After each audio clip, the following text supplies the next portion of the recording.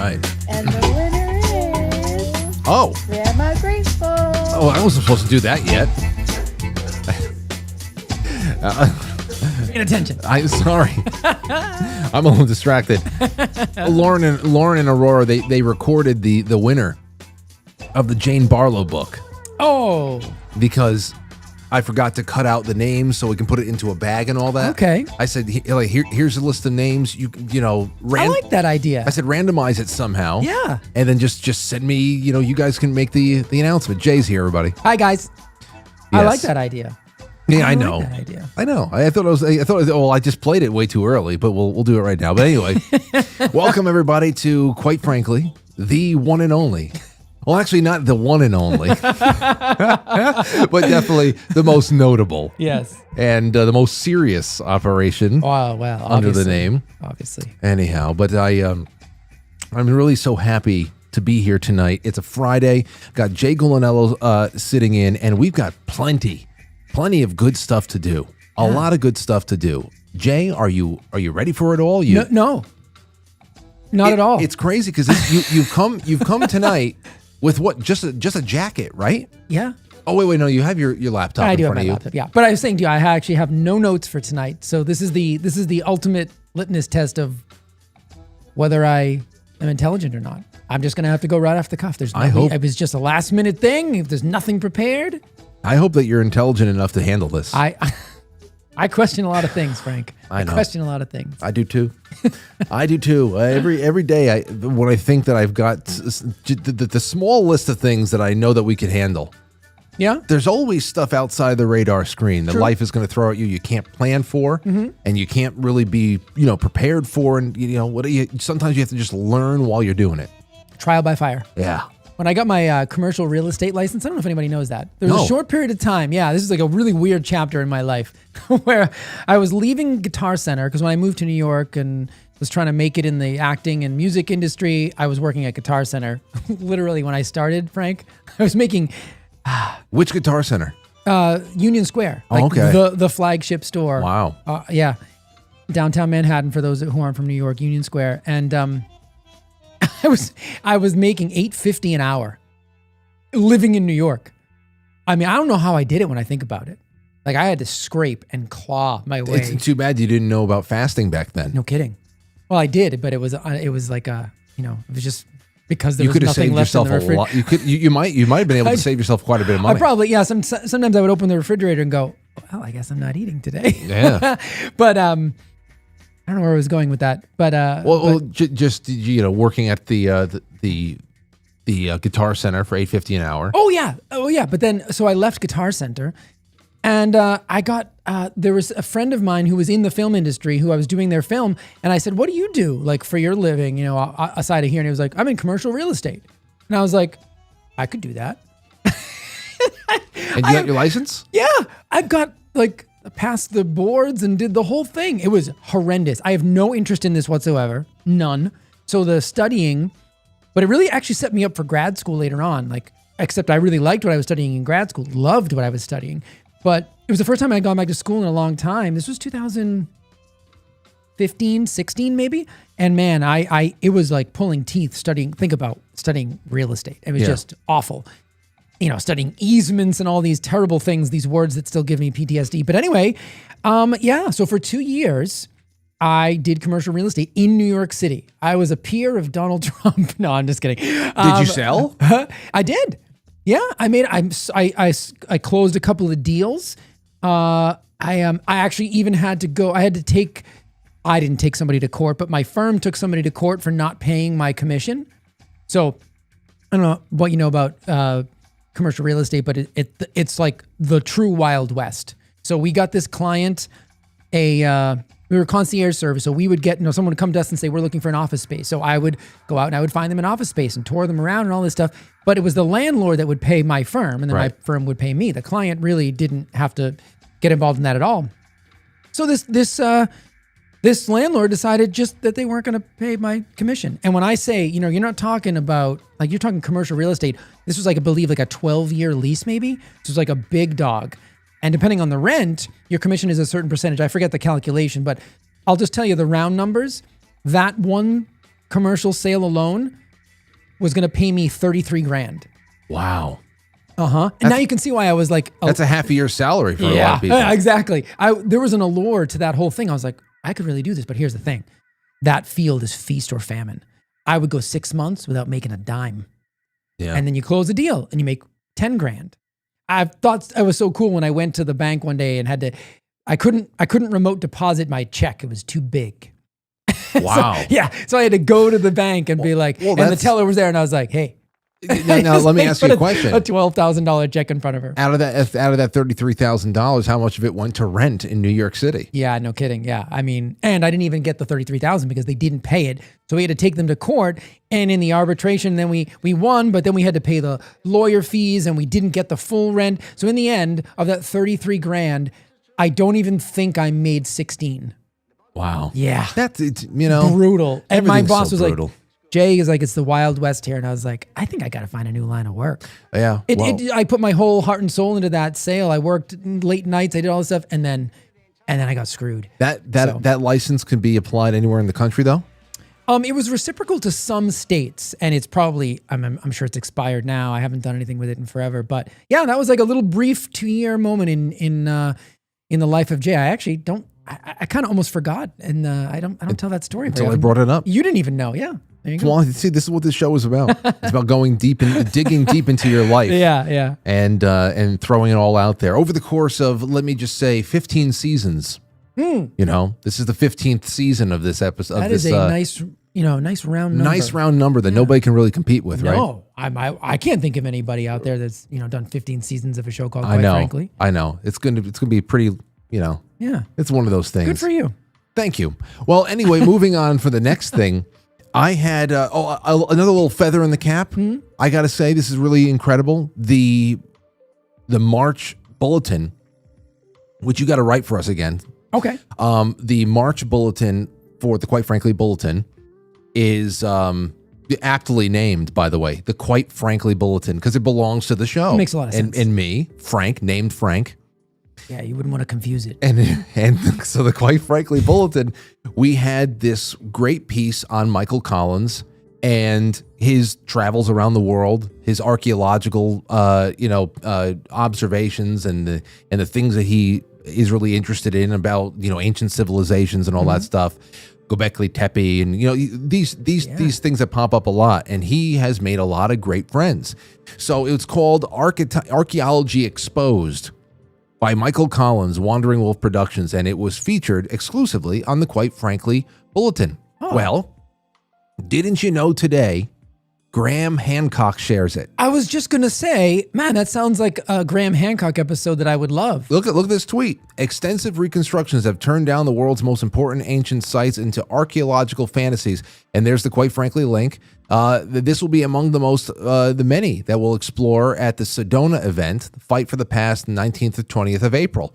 I thought it was really incredible. And of course, wow. I know that Michael Collins had some contact with Graham Hancock. They know of each other, but obviously, whether it was by Michael's request or not, Graham just, that's one hell of a retweet right there. That's a big deal. I mean, I guess in that field, when you're trying to buck a trend, you got to stick together. Yeah. And people who think outside the box, generally speaking, feel like lone wolves, because they're just sort of ostracized by their community. But that's a big deal. That's really cool. Absolutely. Very cool. Yeah. Definitely got to bring Michael on to talk about that. We have a great piece that we're going to be focusing on next week on the Ides of March that Jeremy Ryan Slate wrote. And I just, again, testament to really the amazing stuff that appears in the newsletter every month. So again, hats off to Krista, to my wife, and to John Carroll and everybody who really takes care of that project. I'm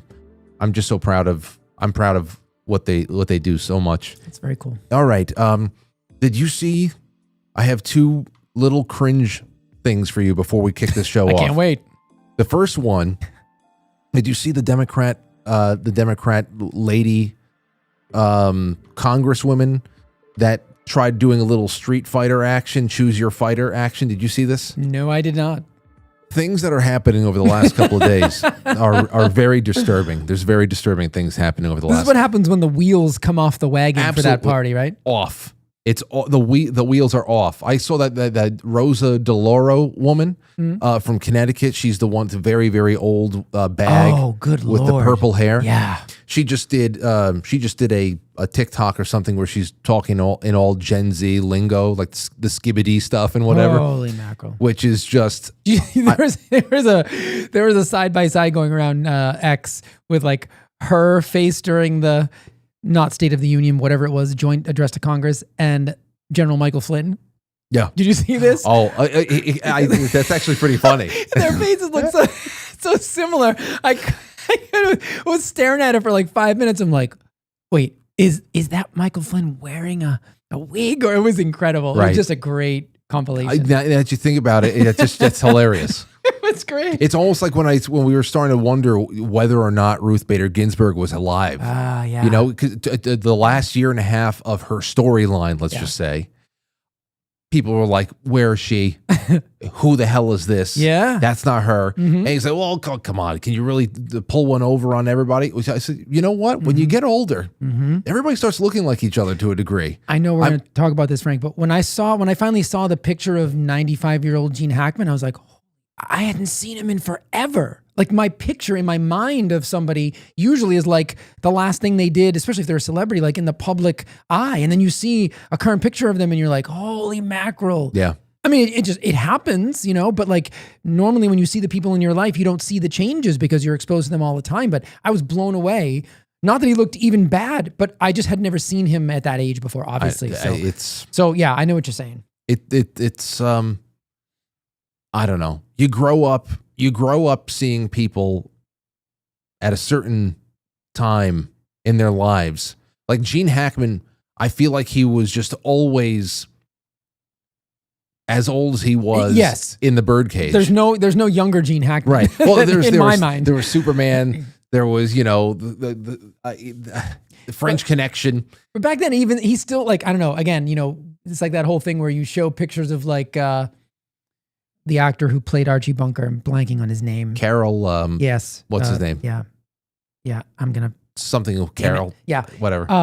But like he, they show like, and what age he was. He was like 47. You're like, get out of here. It's just crazy, right? So I always think with Gene Hackman, unfortunately, I just put him into that category of like, when I was a kid, he was always like some old guy. Even though he really wasn't old and he was probably in his 30s, in some of those movies. But it's like, he just like solidified in my mind. And a lot of people are like that. It's just 95. Last time you remember. I mean, 95 is can't argue with that lifespan. But I was just shocked when I saw the picture of him because I just hadn't seen him in so long. Wait until we get to that story because it's disturbing. But Yeah. I don't know how mysterious it really is at this point now that we know more than we do. But look at this horrible thing.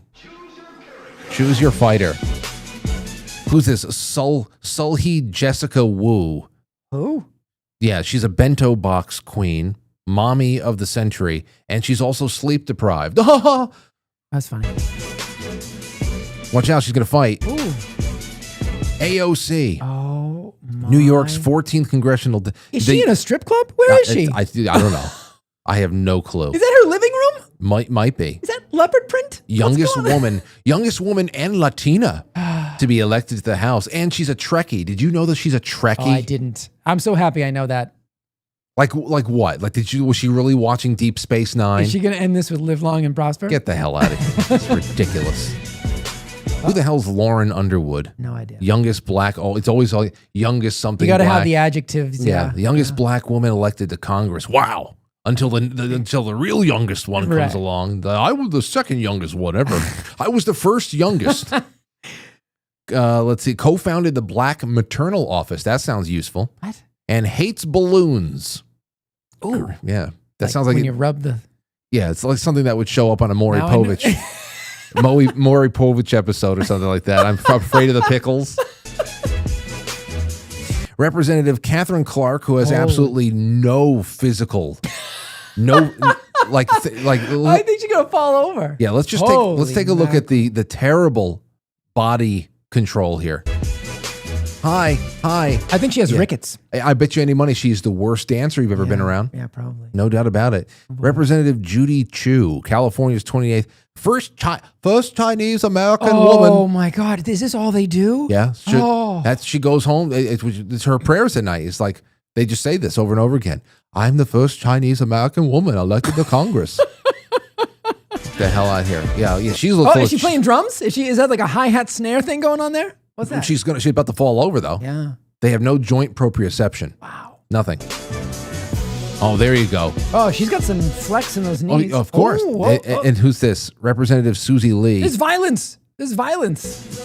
Oh, wow. Yeah. Boy, don't mess with them on Mimosa Day. You don't want to do that. I can't. And there's that was cringe. I'm going to leave one more thing. Let's just start this thing. Okay. We'll be right back, everybody. Right. It's going to be a fun night. A lot of stuff to talk about, and hopefully we can get your calls in too. Don't go anywhere.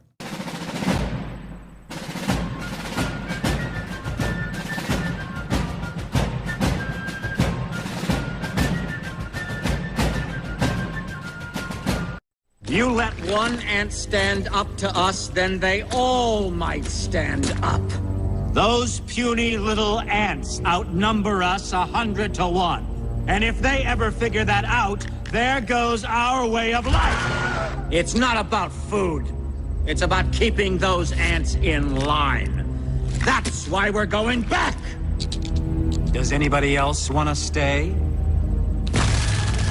Let's ride!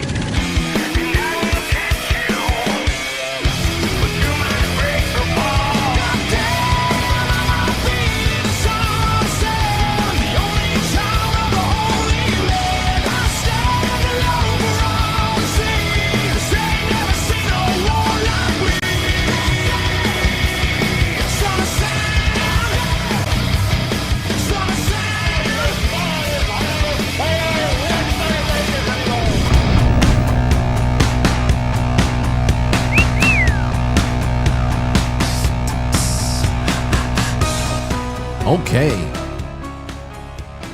Welcome, everybody. Okay, that was the pre-show. This is the real deal. It's different now. It is. Much more serious. Everything gets serious after the intro, and you got to listen to the, we've been listening to the good music over here in the lead up to tonight's show. And if you want to hear even better music and, of course, continue on with our cringe parade, here is, and I know that you're going to enjoy this because, of course. You're going to ruin Muse like that? I'm sorry. Okay. This is Francis Collins. Oh! I know you know about Francis Collins. Did you see this? I saw it on the way here. This is horrible. This is brutal. This is brutal. Oh, my God. Okay. This is the former NIH director, Francis Collins, who Jay has mentioned many times on the show, and that's why I could not pass it up. They had some kind of an anti-Trump rally today or somewhere. A true scientist. I know. And Francis Collins took out his acoustic guitar and wanted to bring back the flower power. I think that's what they think.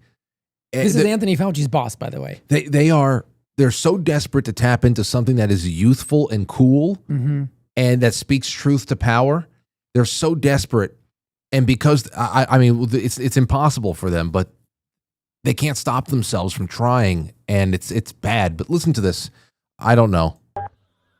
It's a minute long. We're joined together by this noble dream. Have you got that? So it's just all the good people, but the second line. Did he write this? He's trying to teach everybody the song from the podium. Yes, and they have sound issues and everything. So again, he's trying to. This is horrible. Oh. Noble dream. Have you got that? So it's just all the good people, but the second line, part of this family, and the last line, we're joined together by this noble dream. Where's Do the that bridge? with me. This is a song for all the good people. Come on. All the good people. We're part of this family. This is a song for all the good people. We're joined together by this noble dream. Well, this is a song. He fancies himself Bob for all Dylan. of those dreamers. Who's singing in the foreground? Some I don't woman know. is like, hey, Somebody's trying. I got the words wrong. We'll remember this for all time. Yeah, this is blowing in the wind. This is destined to be classic. This day, right here, Francis Collins. They're going. This is like his Abby Hoffman moment. Wow. Abby Hoffman, right here. This is going to have its own chapter in history books.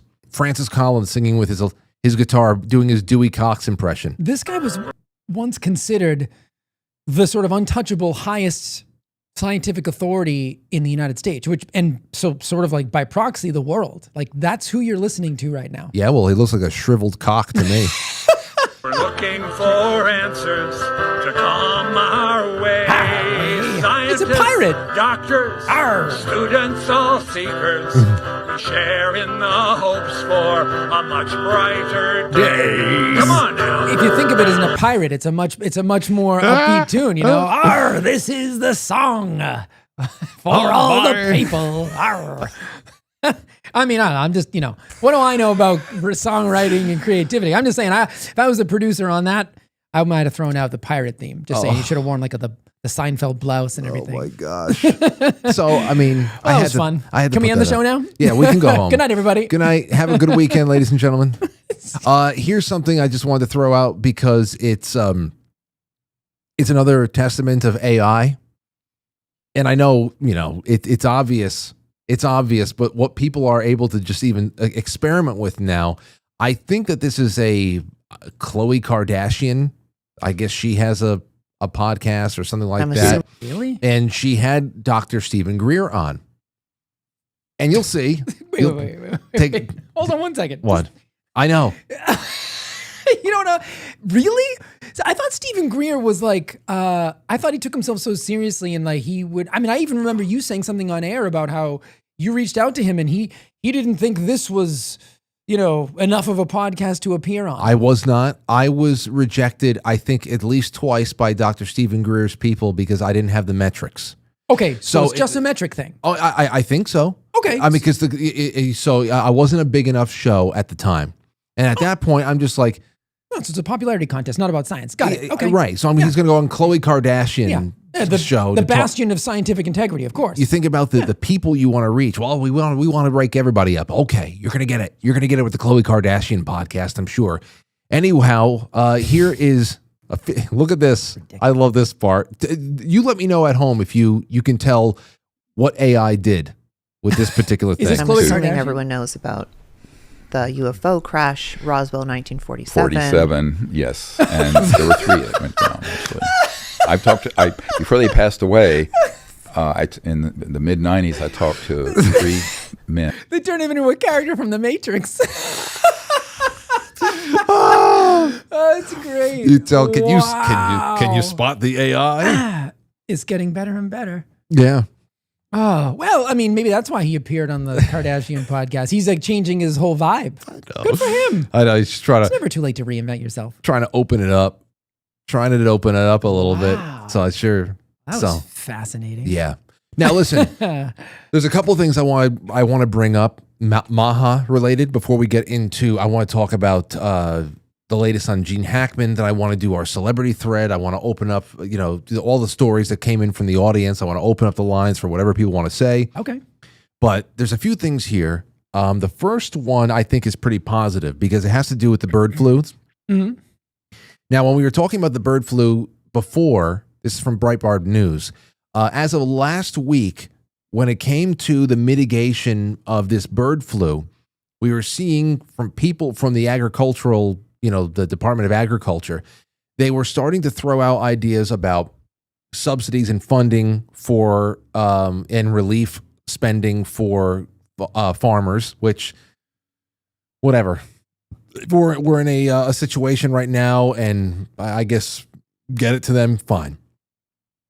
Then they started talking about deregulation. So that's good. I like that. Mm-hmm. But then they also were talking about things like therapeutics and vaccines for chickens. I said, no. Don't start. The bad. So this is not good.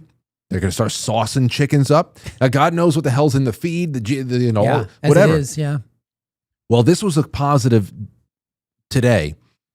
I saw this from Dr. Kat Lindley, and it came away of Breitbart. U.S. Department of Agriculture Secretary Brooke Rollins told Breitbart News exclusively that President Donald Trump's administration will be focusing its egg price reduction efforts on repopulation of chickens and on biosecurity measures, and that the administration is now ruling out any vaccines for animals against avian flu. So that's great. It's great news. And you had two people on. I thought it was a great show the other night. I was only Joe Mooney. It was a duo. Yeah. Diamond and Leah from Oppenheimer Ranch. Yes. A fascinating show. You guys should go back and listen to that. I got a chance to listen to it. I was doing other work, but I had it on in the background. And because I think you came across this topic at one point, and they said, I think it was that show, they said the exact same thing that I was saying all along. You can't cull the healthy population because you actually destroy the ability to achieve herd immunity. That's the whole idea behind it. It makes no sense to kill all these healthy chickens. Even setting aside, even if you pretend that PCR tests are what they are, which they're not, they're not meant to diagnose, but killing the healthy animals is actually the opposite of what you would want to do. Joel Salatin says that. Anybody who actually does any farming or just understands that aspect of nature, immunology, Farr's law of viruses, all those things, you understand you leave the healthy population to establish herd immunity. So that is great news. I think that no matter what we get into going forward, at least we have cooler heads prevailing now at the USDA, at HHS. Like, we're less likely in the next 4 years anyway to fall into that insanity that was the 4 years of COVID. Now, could they throw something novel that nobody knows how to deal with? Yeah. If I was one of those psychopaths and I wanted to rule the world or prevent this new sort of administration from dismantling the world that I created, that's what I would try to do. I would try to throw something at them that was so unexpected and unprecedented that they would be seen by the public as a failure because they were unable to, see what I'm saying? Like, unable to cope with said situation, and thus ruining trust in this Maha movement. Because right now, the people do have trust in Maha. Even if they haven't done anything yet, they know that the way things have been done doesn't work. Right.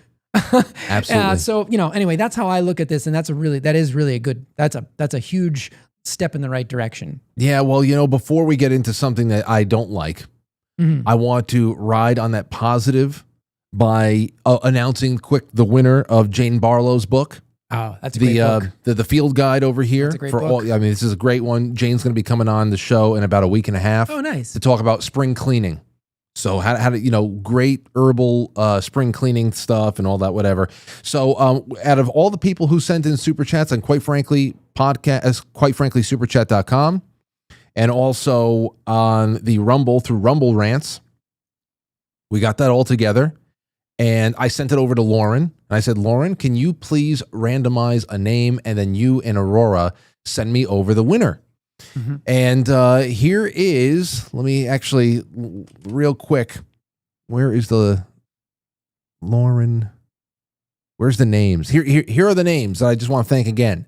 Jay Semo, Tommy Jackal, Jericho, Cody 117, K Corvin 2400, Mommy D, Grandma Grateful, S Jones 39, Hey Would You Blow Me Too, Mo Howard 77, Jay Britt, Stostube, Frankie Fawcett, Dooku Dan, Valsky, Witchy Poo, Crash, and Leasebreaker. That's from last Friday up until today around noon.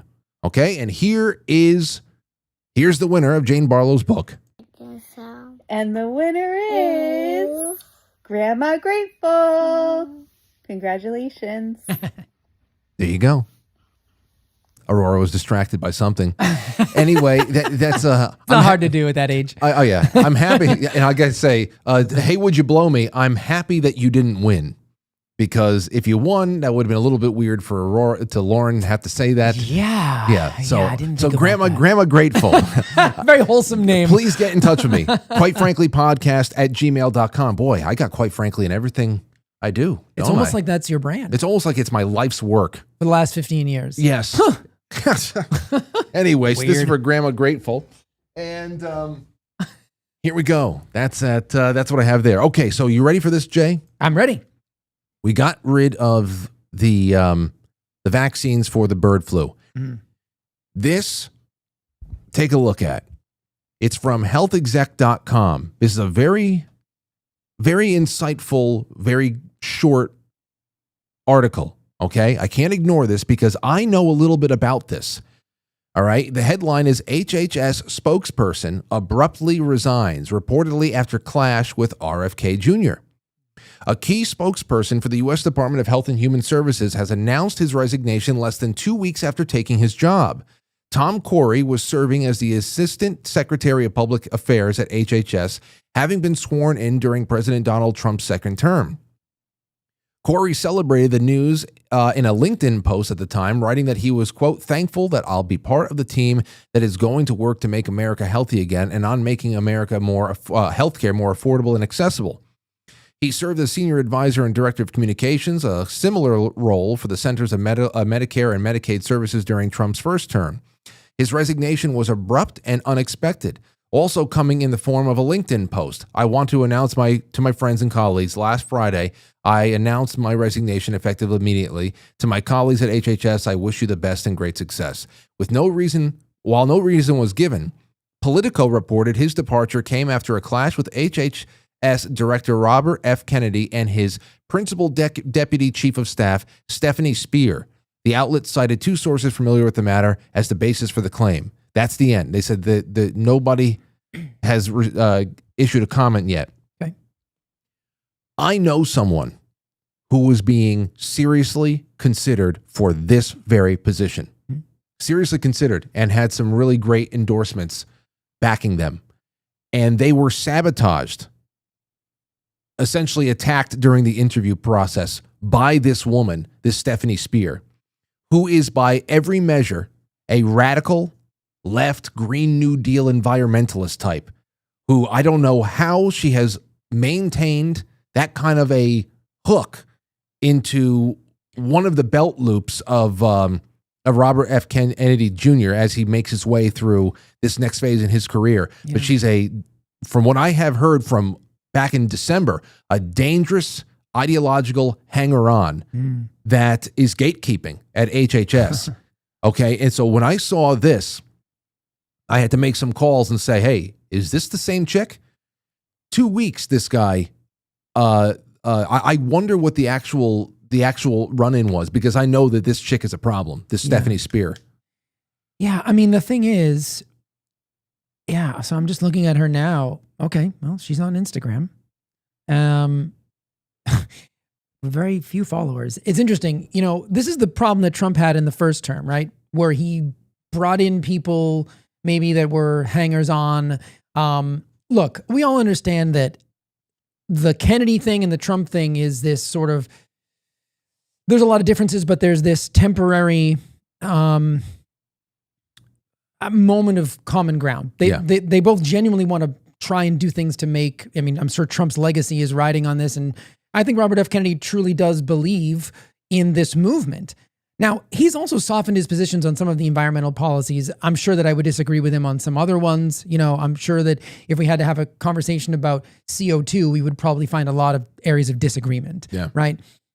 But you have to be very careful if you're Robert F. Kennedy when you're in this position and you have somebody like that who could potentially thwart the movement, because the people elected Donald Trump, and specifically they wanted Donald Trump to put Robert F. Kennedy in the position he's in for a specific reason. None of that had anything to do with any kind of green agenda. If anything, it's the complete opposite. And in fact, I believe on several campaign stops, Trump had said things like jokingly, just stay away from the energy policies and the oil and things like that. In other words, like, stay in your lane, work on health. You're not here to be an environmental, Green New Agenda guy. And so if he's got people in his orbit and somebody who is the press secretary for Robert F. Kennedy Jr., that's a problem. Well, yeah, it's a chief of staff, principal deputy chief of staff, Stephanie Speer. And then what else does she believe, Frank? Well, I mean, here's the thing. And again, like you're saying, this is HHS, and this is a staffer underneath Robert F. Kennedy Jr. Trump is not going to be paying attention to stuff like that. That's way too, as big as that is a piece of everything, HHS, it's way too small of a fish for him to be, he doesn't even know that this is going on. He should be trusting Kennedy to do the right thing. And honestly, to move her into some other position. Because if she's truly gatekeeping, and I don't know her from a hole in the wall, I'm literally hearing her name for the first time. I'm on Instagram. She has 371 followers. I mean, that's, so she doesn't have any kind of a real presence on her own. So she's clearly where she is because of whatever connection she has with RFK. She's never established, I mean, at least, well, again, I'm just looking at one social media. Maybe she has millions of followers somewhere else, but it doesn't look like she's established herself anywhere other than whatever connection she has with RFK. But if RFK really wants to push things through in the way that the president has tasked him to do, he has to be very careful with the people in his orbit. Right. And you can't let somebody like that, because again, if she has those beliefs, I mean, where did she fall on COVID? And you know what? There's no more details. There's no more details to the story right now. Yeah. It's just that a guy who was put in a certain position that I know was, everything had to be filled. Yeah. Everywhere. But for 2 weeks, all of a sudden he's gone, and boom, there is a very specific name that pops up along the way that I know has been the brick wall upon which at least a couple of really good, well-meaning, loyal people wanted to go in there and do some bucking of the system. Yeah. I mean, because his position right there, because I'm pretty sure this is the position, has a lot of power over FOIA requests. He would be able to, whatever you FOIA request, I think he would be able to make that stuff public. Yeah. So there's a lot of stuff there. And when I just saw her, who knows what the actual butt in the head was, but that name has already been on my radar. And I thought, wow, a 2-week-in resignation, you don't say. Anyway, so there's that. That's important, though. Yeah, I just wanted to throw it out there because I know that you're paying attention to HHS a lot more than other places. So you just keep that in mind. Now, there was one other thing I wanted to throw out quick. Hold on. Can I one thing? Yeah. I don't know if this is her daughter or not. It's somebody called Sam Spear. She says, my talented, wonderful daughter. So I'm assuming it is. The woman is standing at a lake with a saxophone wearing a mask. Okay. Outdoors. All right, well. So I just want to, putting this woman in context. What she believes matters. I'm not trying, this is just her public profile that I'm looking at for the first time. She's standing outside with a saxophone with a mask on. Well, just letting you know. That should tell you a little something. Moving right along. What? How bad was it? Was that at least from 4 years ago, or is it last week? 2020. Okay, in fairness, I mean, I know Bernie Sanders was wearing one during the inauguration, right? Mr. Science wearing his mask during the that's like a combination of Fauci and Bernie Sanders. I thought you were going to say that this was like 2 weeks ago. No, she hasn't posted it. It looks like she hasn't. Well, no, she posted in 2023. That was her most recent post, but she doesn't post very much. But that post, her daughter with a mask outdoors, June 2020. So all right. I'm just saying, a mask outdoors was never a thing, was never real, was never science. Just saying. Here's one last thing for you before we just start going into everything. Yeah. Del Bigtree. Mm-hmm. And I know Del Bigtree, who's very influential within Make America Healthy Again. Big time. Very influential. Has something else happened this morning. He was on a stream with Tim Pool. And when asked what he thought the greatest threat that we face, I think to health or whatever the hell else, he, for some reason, and this is in the first 8 minutes, I have the timestamp over here. I just want to listen to it with you. Maybe you hear something I didn't hear. Okay.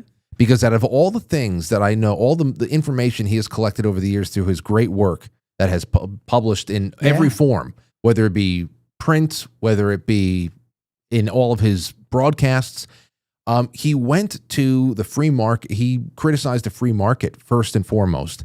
And I didn't understand this. So take a listen to this. Why it's happening. And then we have a population that's not getting enough sleep. They're getting blasted with blue light before sleep. And again, this is the first 8 minutes of what is a 2-hour stream. They're eating, their diets are all out of whack. Like they're eating way too many sugars, way too few proteins, getting no vitamins. So I guess we can just start here somewhere at the beginning. What is, in your guys' opinion, the largest contributor to the chronic health epidemic in the United States? Free market commerce. I don't disagree. Okay, so that's bad. But let's just listen now. Let's see if there's any kind of nuance or something here that or it's not a joke. I listen.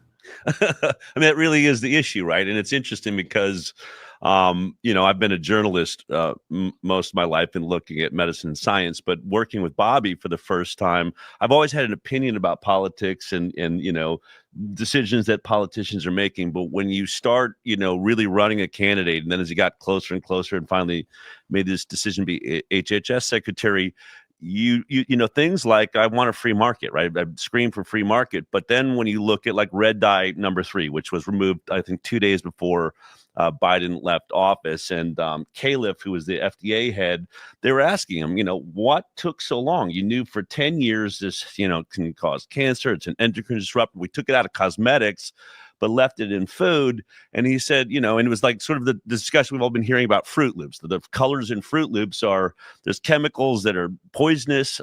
It's illegal in Europe. They have a totally different Fruit Loops box than we have. Why is that here? And he said, because we took the colors out and the product, Kellogg said the product didn't sell as well. So the bright colors made it sell better. And who are we to get involved with the commerce of a company? It is where you do see this real conflict that we don't think about, right? The beauty of this country is we have this open, free. And of course, here's this. Listen, this is it's wrong to me on so many levels. Mm-hmm. Where does the free market come into this equation? Exactly. When you have regulatory bodies that are selecting which known poisons can be used in foods and then protecting them from scrutiny and liability? If everybody knew what you know exactly when you find it out about a substance being bad for the human body, mm-hmm. I think everybody would be okay with it being taken out of the Fruit Loops. Of course. So that's the whole thing here. There's no public disclosure. There's a lot of palm greasing, and it's all being done in very not free way. Whether you're talking about the free flow of information or anything, or any kind of regulatory protectionism that is going on with these relationships between government agencies and pharmaceutical companies or big agra or whatever the hell it is. That's not examples of the free market. People make this mistake all the time. And it's also a relative comparison. First of all, I'd like to see the data on the sales. But second of all, compared to what? In other words, if they're if you're putting 2 bowls of cereal in front of somebody, or in front of a child, right, say you're doing a study, and you want to see which one the child gravitates towards. Sure, maybe they would gravitate towards the one that had the bright, shiny colors. But if all they have is the one from England and it's a bowl of Fruit Loops, there's no relative comparison. So that's another angle on this. I'm not even quite sure how they're justifying the fact that it was selling less. It was never anything different that I know of in this country. So it's not like they changed the formula to a natural version, the sales plummeted, and then they had to put the chemicals back in, like you would do in some kind of like control experiment. That, to my knowledge, that's never been done. Correct me if I'm wrong, anybody out there. So, but you're absolutely correct. Where does the free market come into play? The free market also includes free access to information. And I don't know anybody that would willingly ingest petroleum products knowing that they were harmful, knowing that they were removed from cosmetics in the 1990s, knowing that in the 70s when they were tested, similar to aspartame, they were tested and found to be problematic. And that's why, Donald Rumsfeld had to insert a new FDA director. The FDA director approved aspartame, and then that FDA director left, went to work for J.D. Searle, which was the company that Rumsfeld left to become, anyway, you know what I'm saying? Like, right. All that stuff. So how is that free market, Del? Maybe you just don't understand free market, or maybe you have a different definition of free market. Again, I would like to give you the benefit of the doubt, but this has nothing to do with free market at all. It's almost like, it's just like almost like a straw man argument he's making. There is no experiment where a child or where the consumer said, I want this, I demand these cancer-causing chemicals because they make my Fruit Loops look fruitier. Nice. Yeah, like that doesn't exist. I don't, because as we all know, the dyes that they use to make our cereal look really nice actually don't affect the taste at all. The red tricks. Mm-hmm. Whenever you pour out your bowl, you pour your bowl of tricks out there, the red piece does not taste different from the purple piece. Right. And if it does, it's in your mind. Yeah. Yeah, no, absolutely. So it confused me because I have never had nothing that Del Bigtree has ever put out there has ever rubbed me the wrong way. And because even beyond his diagnosis of the issue, that is still a very big that people are making financial considerations to keeping poison on the market. We know that. I mean, how many drugs did people probably know are going to cause problems over a course of 25 years of prolonged use that we can make a couple of trillion on, and then we can recall, and we have no liability, and all that shit. So there's always, but to call that the free market, that's crazy. In the free market, you would be liable for this shit. They're not liable. I mean, and I just explained the revolving door that's been in existence at, for who knows how long. I mean, the example I just gave you with Donald Rumsfeld and aspartame was 1981 during the Reagan, the original Reagan transition. So that revolving door has existed forever. How can you acknowledge that exists, which I know that he does, and then by the same token claim that it's the free market's fault that there's all these dyes still in the food, and who are we to mess with that? No, that's what the cereal manufacturers are telling you, Del, and it's your job to be smarter than that, to be able to say, no, actually, that's not the free market. That's what the manufacturers will tell you in order to justify creating a cheaper product to increase their profit margin, knowing that it still causes problems. And well, you see, here's the thing. You can hide behind that phrase, free market. I know. And what worries me is, because I've never had any criticism of Del Bigtree's work. Ever. And I am also not a religious follower of his either, but whenever he would pop up, I listened to him, said, this is some good stuff, and it would be reflected in medical literature and all other places there too. Like I'd talk about him with like Forrest Moretti and other people who do work and publish work on vaccines and other stuff. Always very thought inspiring. But now that I have seen some lines and pathways of intellectual and ideological influence that have gone into places like HHS, and seeing RFK and this woman that's around him and whatever, I start thinking, man, oh man, I just really hope that we start seeing more deregulation, because hopefully this is not a commonly held, or I'm sure there are people that think the same way as Del Bigtree on this issue. And I have to imagine he's telling the truth. He didn't misspeak because he went on to explain himself for a few more minutes, and he concluded the same thing. But I just really hope that is not the more commonly held belief on what the issue is, because what we really need is deregulation and more liability. Yes. We need deregulation, and we need companies to go out there to be able to assume more responsibility for the quality of their products. RFK's theme is ruthless transparency. That's the best way to access the free market, because then the people, when they have all the information, can make the decision. And when they with using it, they know, oh, well, it's serving me well. Right. I'm not harmed. And if I am harmed by something, there's not a conga line of judges that have been set up to serve a specific court that actually blocks you from getting any kind of, not only just compensation, but validation for what you're feeling. A lot of people are being told that they're going nuts for feeling injured. Oh, of course. And it's just a bizarre, good Lord, Tim Pool. I mean, have some people on that have, and again, I agree with you on Del. He's very well read, has a lot of scientific understanding, but if I was asked that question on that kind of a platform, to give that lazy of an answer, that's a lazy answer. There are so many areas you could take that conversation that would be useful. And Tim Pool agreed with him and kind of laughed. And that's why I said, is this a joke? But then when he went on to explain himself, and again, you said it's only a few minutes of a 2-hour conversation, I would hope that Tim Pool stepped in and said, do you really think that's the free market? Because that's what I would have said if Del Bigtree was saying that to me. And I would have said, you want to reconsider? That's your number one thing? Your number one thing? You think that's the biggest problem? Come on. Yeah. With all you've read and all you know, that's just a lazy claim. It's just really lazy. But you're right. It makes me concerned about some of the people. Remember, you are talking about people, and I give RFK a lot of credit because he has changed his position. The one thing about him is he tends to change his position when presented with data. You are dealing, though, with people who generally come from the side of the aisle that say, regulate things to protect people. And while that may be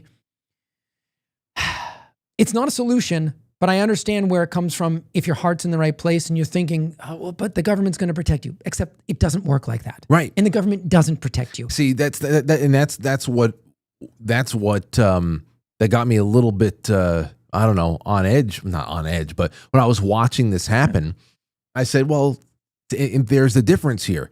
That all of the data and all of the things that Del Bigtree has been able to research and ascertain for himself over the years has led him to conclude what what the impact of all of this stuff really is on human beings, and what research exists or doesn't exist. But as far as assigning motive, he just assigned motive. Yeah. And yeah, there's financial considerations. Of course, it's financial considerations that is based on sometimes coercion, outright coercion, and other times withholding information. Yes, right. Because they don't have their best interest for anybody that's consuming this stuff. That's not free. Deception is not part of the free market. Exactly. You cannot propagandize the public into safe and effective with everything, and then blame them for choosing the safe and effective product. They don't know any better. That's not the free market. Yeah, there's a fundamental, foundational definition problem here, which I, again, if I was in that exchange, I would have said, define free market. Let's just start there, because that's a bizarre assertion from you. Tell me what the free market means to you, because it doesn't mean what you're explaining, and that is not, by the way, the biggest problem we have. It's one of the biggest problems we have is lack of transparency, but that's not the same thing as saying the free market is the problem. Yeah. There's a huge distinction. That's it. All right. Let's see here. 7:51. You know what I want to do? I'm going to go on a intermission 9 minutes early, so that everything else can just be in the second half and we don't have to take any more breaks. Snowball down. Yeah, and because I just don't want to jump from this into Gene Hackman. Yeah. So let's do this. We come back. We're going to start. We're going to do just a bunch of interesting and bizarre stories. Gene Hackman. We have all of you guys and gals at home with all of your submissions for the positive celebrity or public figure interactions you had in public. I want this because there's a lot of really great ones in here. I have some extra stuff. I have some music stuff in here I think that Jay is going to like. A little bit of culture, a little bit of fun that Lauren and I had last night when I got home and we were watching some stuff on television together. So with that, we will be right back. This is a good time to share the show far and wide so that more people can watch it in the second half than watched in the first. It's going to be a lot of fun, and your involvement is necessary.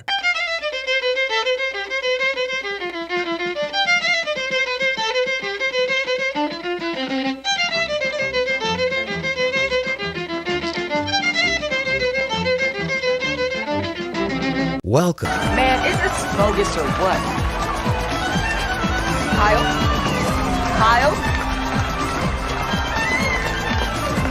Kyle, what are you doing? I don't know, I can't help it.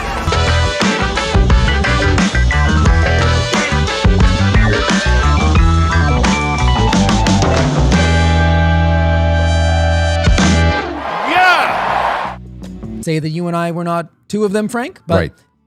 This was April 2020, highlighting the Guardian article, How Will Coronavirus Change the World? Is this pandemic once-in-a-generation chance to remake society and build a better future? And she's kind of like going through the arguments and although COVID-19 is likely to be the biggest global crisis since the Second World War, it is still dwarfed by long-term by the climate change crisis. This is the mentality of the person that's potentially gatekeeping RFK. It's Grima Wormtongue. Okay, I'm telling you, that's the kind of Wormtongue people that are all over the place. She's an unimpressive intellect from what I'm reading here, and she should be called out. And if RFK knows what's best for him, because let's face it, he is where he is because of Donald Trump. Despite the fact that she has this post, also RFK Jr. is number one in favorability, beating Trump, Musk, and Biden. This was from 2023, December of 2023. Really? Yeah. So she still thinks that this is Robert F. Kennedy's ship to run. It's not. I'm a huge fan of Robert F. Kennedy. Everybody knows that.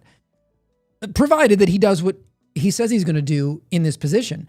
But she has to take her big fat ego down a notch and realize that she's there working at the behest of Donald Trump, the president of the United States, and what his agenda is. Now, in that area, they align, RFK and Trump, as I said before. But as soon as it steps outside of that era, I don't know, if I'm RFK, I know it's a personal decision, I'm sure, but she has no business being in the position that she's in. And she's going to hurt the Make America Healthy Again movement, in my opinion. Even if she has some of the right ideas, like, I'm scrolling through, not many posts, but, she is talking about plastics and all that kind of stuff, but that's more environmental stuff. I don't really actually see anything here about actual health or what her scientific background is. So she might just be a true activist. And if I'm RFK, I kick her to the curb and find someone who can actually help push this Make America Healthy Again agenda. I'm available if you're interested. I'm putting I'm putting the link. I just put the link into YouTube ND Live. I'm putting the link into the Rumble right now.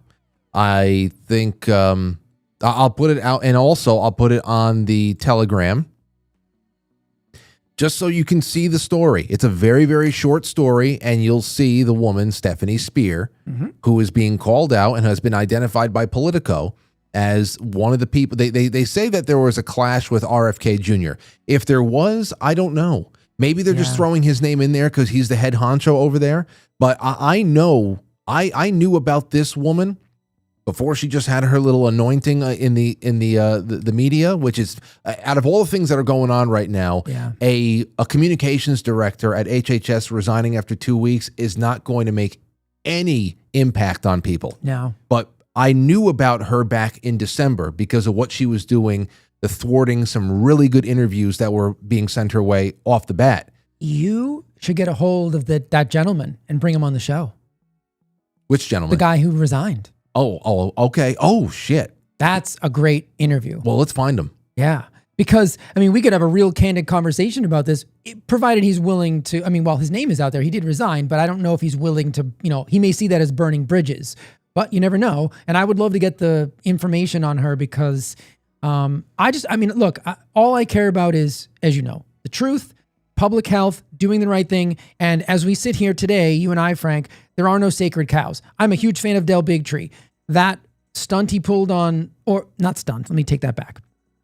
That explanation for the biggest problem we face today in health was lazy intellect. And I have no problem calling him out for that because I respect him. And I would imagine that if you respect somebody and they respect you back, you would want someone to just have an honest conversation. So there are no sacred cows. I will criticize President Trump. I will criticize RFK, anybody, if they deserve it. And I will give props where they're deserved as well. But this woman worries me, given everything I'm reading about her and given what you know. So if you can find this gentleman and bring him on the show, I think that would be a fantastic interview because I don't know if anybody else is thinking that way. And maybe we raise a little bit of the awareness about someone who could be potentially thwarting the Make America Healthy Again movement. Okay, I just put a note down to find him. Okay. And hopefully I can. All right, let's move on to some another mystery. Another mystery. This has to do with Gene Hackman. Okay. Oh, so now, Jay, here I'm going to bring you back to March 4th. And this is what we got from the Mail Online. Gene Hackman, cops admit huge crime scene blunder as mystery surrounding actor's death deepens. This is 3 days ago. Cops investigating Gene Hackman and his wife's mysterious deaths have admitted to misidentifying the dog that was found deceased along with them in their home. Hackman, 95, and his wife, Betsy Arakawa, 63, were both found dead in the $3.8 million home in separate rooms. They were in separate wombs? I hope so. There are laws against that, no, Frank. It's the room. There's no room in this womb. No, this is Friday. I know. I'm so, and I'm not done yet. I have to do one more show tomorrow night. Oh, poor guy. It's okay. Let's see here. $3.8 million home in separate rooms by a caretaker around 1:45 p.m. Santa Fe on Wednesday. Police initially said the couple's German Shepherd named Bear was found dead in its kennel inside of the home, but the pup was actually alive and healthy at a pet daycare center in Santa Fe along with their other dog, Nikita, a 7-year-old Akita Shepherd mix. That's what I would name a dog. That's weird. That's my name for a dog when I get one, Nikita. I love that name. So then the dog that was, I said, well, then what about the dead dog? Yeah. The dog that was actually found dead in the home with the couple was Xena, their 12-year-old reddish Australian Kelpie mixed breed Sherry Gaber, a friend of the couple, told the outlet. Gaber, an animal chiropractor, already was thrown off by the news of Hackman and Arakawa's death, but then she heard about Bear and she couldn't wrap her head around it. Just 5 months prior, Gaber said that she adjusted Bear, who was happy and healthy. I can't handle that image, Gaber said, recalling the news of Bear's apparent death. That's why this whole thing is so distressing. It just doesn't add up. Nikita and Bear are both staying at Santa Fe Tales, a local pet daycare, according to Joey Padilla, owner of the facility. It's unclear how the deceased dog was misidentified, but a spokeswoman with Santa Fe County Sheriff's Department told the outlet she wasn't aware of the mix-up. Now, there was more here on the pacemaker. I wonder if here you go. Listen to this. Our deputies do not deal with canines on a daily basis, and I cannot currently speak to the condition or the state of the dog's body upon discovery. Gaber said that although she's grateful Bear wasn't the pup that died, it's still a tragic story. My body's just shaking right now, she continued. Hackman was found dead in his mudroom while his wife's lifeless body was discovered in the bathroom by the front door of their home. 2 days after the couple were found, police announced that they believe that the Oscar winner died on February 17th after finding that was the day his pacemaker stopped recording his heartbeat. Okay, so police saw no signs of foul play, but are also investigating the deaths as potential suspicious. So now here's the thing here. Today, that feels like a pretty accurate way of predicting. If you've got, a line of sight on the pacemaker, that's like a pretty good way of pinpointing. Right. But there was mismatched timelines for a little while there. Okay. That they had said that he was dead for about 9 days, 7 days, something like that, and the pacemaker had stopped reporting like 11 days prior. Oh, wow. So you're not just talking a few hours, you're talking days. There was a discrepancy when they first reported the pacemaker going off, and I was wondering how, obviously coroners, they understand very definitively how a body decays and how each day goes. So I didn't know if between 9 and 11 days, there's a little bit of, it could be, 2 days could be negligible. Yeah, I don't know. You just don't know. But either way, this is what we got today from the Santa Fe County Sheriff. This was put out there by Nick Sorter. So take a listen to this. Nick says actor Gene Hackman died of heart disease, but his wife died 1 week earlier, around February 11th of hantavirus, H-A-N-T-A virus. We looked into that, and it's a virus that apparently is rarely curable. It's like 40% death rate, and it affects the kidneys. It comes from mice or something like that. Not spread human to human. It's spread mainly by rodents. By rodents. Yeah. Okay, so she died, and then he died of heart disease days later, they're saying. And according to them, Hackman walked around the house with her body still in it, alerting no one. Take a listen. This investigation started on February 26th with the discovery of Mr. Hackman and Miss Arakawa and their dog at the residence. I just want to do a short recap and then touch on some new information. As we know, both individuals tested negative for carbon monoxide. City Fire conducted tests and deemed scene safe for deputies to conduct their investigation. The preliminary pacemaker interrogation results were released last week, and I'll let Dr. Giral touch more specifically on those results. The gas company New Mexico, they also did an analysis of the residence, and they found one minor leak in a single burner on the kitchen stove, which was 0.33% of room air, which was pretty minute and insignificant. Since that time, Xena, the deceased dog, has been taken for necropsy at the Veterinary Diagnostic Services, and we'll be awaiting those results. I want to hear about that. Yeah. But then again, if the dog were trapped in a kennel, right, then for a week, is one thing, like you said, no food. But no water? No water, yeah, that would do it. You're done. But here you go. A little bit in reference to the timeline for Betsy Arakawa. We know from our investigation that on February 9th, 2025, she picked up Xena from Gruta Veterinary Hospital. There was a procedure that was done with the dog, which may explain why the dog was in a crate at the residence. Let's move on to February 11th, 2025. Mrs. Arakawa had an email conversation with her massage therapist at about 11:21 a.m. Moving on into the afternoon, Ms. Arakawa was at the Sprouts Farmers Market between 3:30 and 4:15 p.m. Ms. Arakawa was seen on surveillance video at the CVS pharmacy in Santa Fe from 4:12 to 4:20 p.m.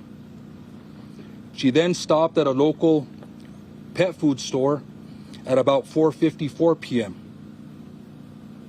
Her car was seen on surveillance, and the remote control clicker that is assigned to her and her vehicle was used to enter the subdivision to gain access to the gated community at 5:15 p.m.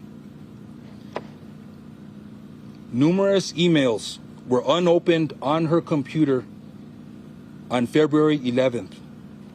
There was no additional outgoing communication from her or known activity after February 11th, 2025. The cell phone information and the cell phone data is pending. We're working with state police to get the information from those phones, but our investigation shows that all the last known communication and activity from Ms. Arakawa was on. So, okay, that was the end of the clip. Now, okay. I'll tell you, this is disturbing stuff because nobody was really talking about the condition of Gene Hackman. Right. I know that maybe like a year or so ago, maybe like just last year or something, somebody was like, hey, he's here. Gene Hackman was seen in the Santa Fe Burger King in his truck, in the drive-thru. He's like 93 at the time, something 92. I don't know. Mm-hmm. But I've seen reports that he was, going down fast, like Alzheimer's or something like that. Okay. And if it had something to do where he's completely out of it, don't know what kind of condition he was really in, but to be in the same room as someone who's dead, it's the same house as someone who is dead for a while, especially someone who means so much to you. I mean, Alzheimer's, it takes a long time for somebody to forget who their wife is. And it's also, in some cases, it's transient. Like there are moments of clarity, right? And then there are moments of confusion. It would be hard to believe, but isn't that the only explanation? That he could be, how many days between the supposed, his passing and hers? Was it several? It was like 5 days, 5 to 7 days or something like that. That's an obscene amount of time to be walking around the house with a corpse beginning to decay. You see, that's the issue here. And now unfortunately, I have experience with something eerily similar to this, and I don't really talk about it but it's almost all said and done with at this point. But my late friend Pam, who I represent her estate, she had died in December officially December of 2022. She definitely died just a couple of days after Thanksgiving that year, though, and she was found around and pronounced dead on December 3rd. Her husband was in the house with her for about 4 or 5 days. It's probably but he was in advanced stages of dementia. She was taking care of it for years. He was already he needed to be taken care of. And he didn't know what was going on, but still, even in that state, it was one of the more disturbing things that kept me up at night. And I wasn't even in the house. Of course. I wasn't even in the house. But one of the more disturbing things that kept me up at night is how, over the course of 4 to 5 days, the sun could rise and set, and a body could be on the couch, a body of your wife, and you can walk in and out and perhaps even talk to the body. Yeah. And not get an answer, and maybe think and somehow rationalize that they're sleeping or something like that. Yeah. And for a week to nearly go by, especially with the way things must have. Yeah, I mean, it's a nightmare. Isn't that the only explanation, the only rational explanation that it has to be some advanced form of dementia? I mean, it would have to be for for that series of events to occur. Because you're right. I mean, at some point there would be a moment of lucidity where you would know that and make the phone call. Now, in the Hackman case, he ended up dying. And that was that's been, I haven't really been following this. To be honest, the most information I'm getting on this has been from listening to you cover it from time to time. I've been just a little busy, and so I just have not had a chance to really dig into it. When I first heard about it, I thought, well, that was the first thing I heard was it was bizarre, right? When you hear husband, wife, and dog, you just automatically assume, in my mind, I was like, oh, it must have been like a carbon monoxide leak or something like that. Like what wipes out everybody all at once, right? And then you start to put all these pieces together, and while it may or may not be nefarious, I have no feelings on it either way because I just don't know enough.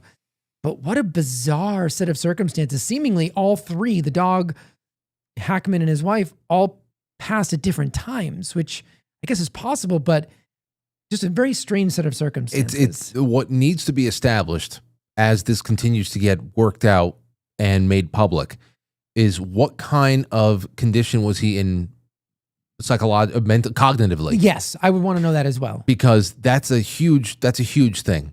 That layover of time where she goes down for one thing, and of course, and what was I don't know what's the contagion. Is that just something you have to be bit by a mouse while you're sleeping? Like, what the hell is that, a flea? Yeah, usually. It's like bubonic. But the other thing there, too, people were wondering questions about the kids, about the children. Oh, yeah. I mean, if your parents went radio silent for a week, are you not knocking on the door? Yeah. On day 2.5? Right. Yeah, I mean, unless they had some kind of estranged relationship, I honestly don't know any. If my mother didn't open up her door by 1 p.m., I would kick down the door. You're right.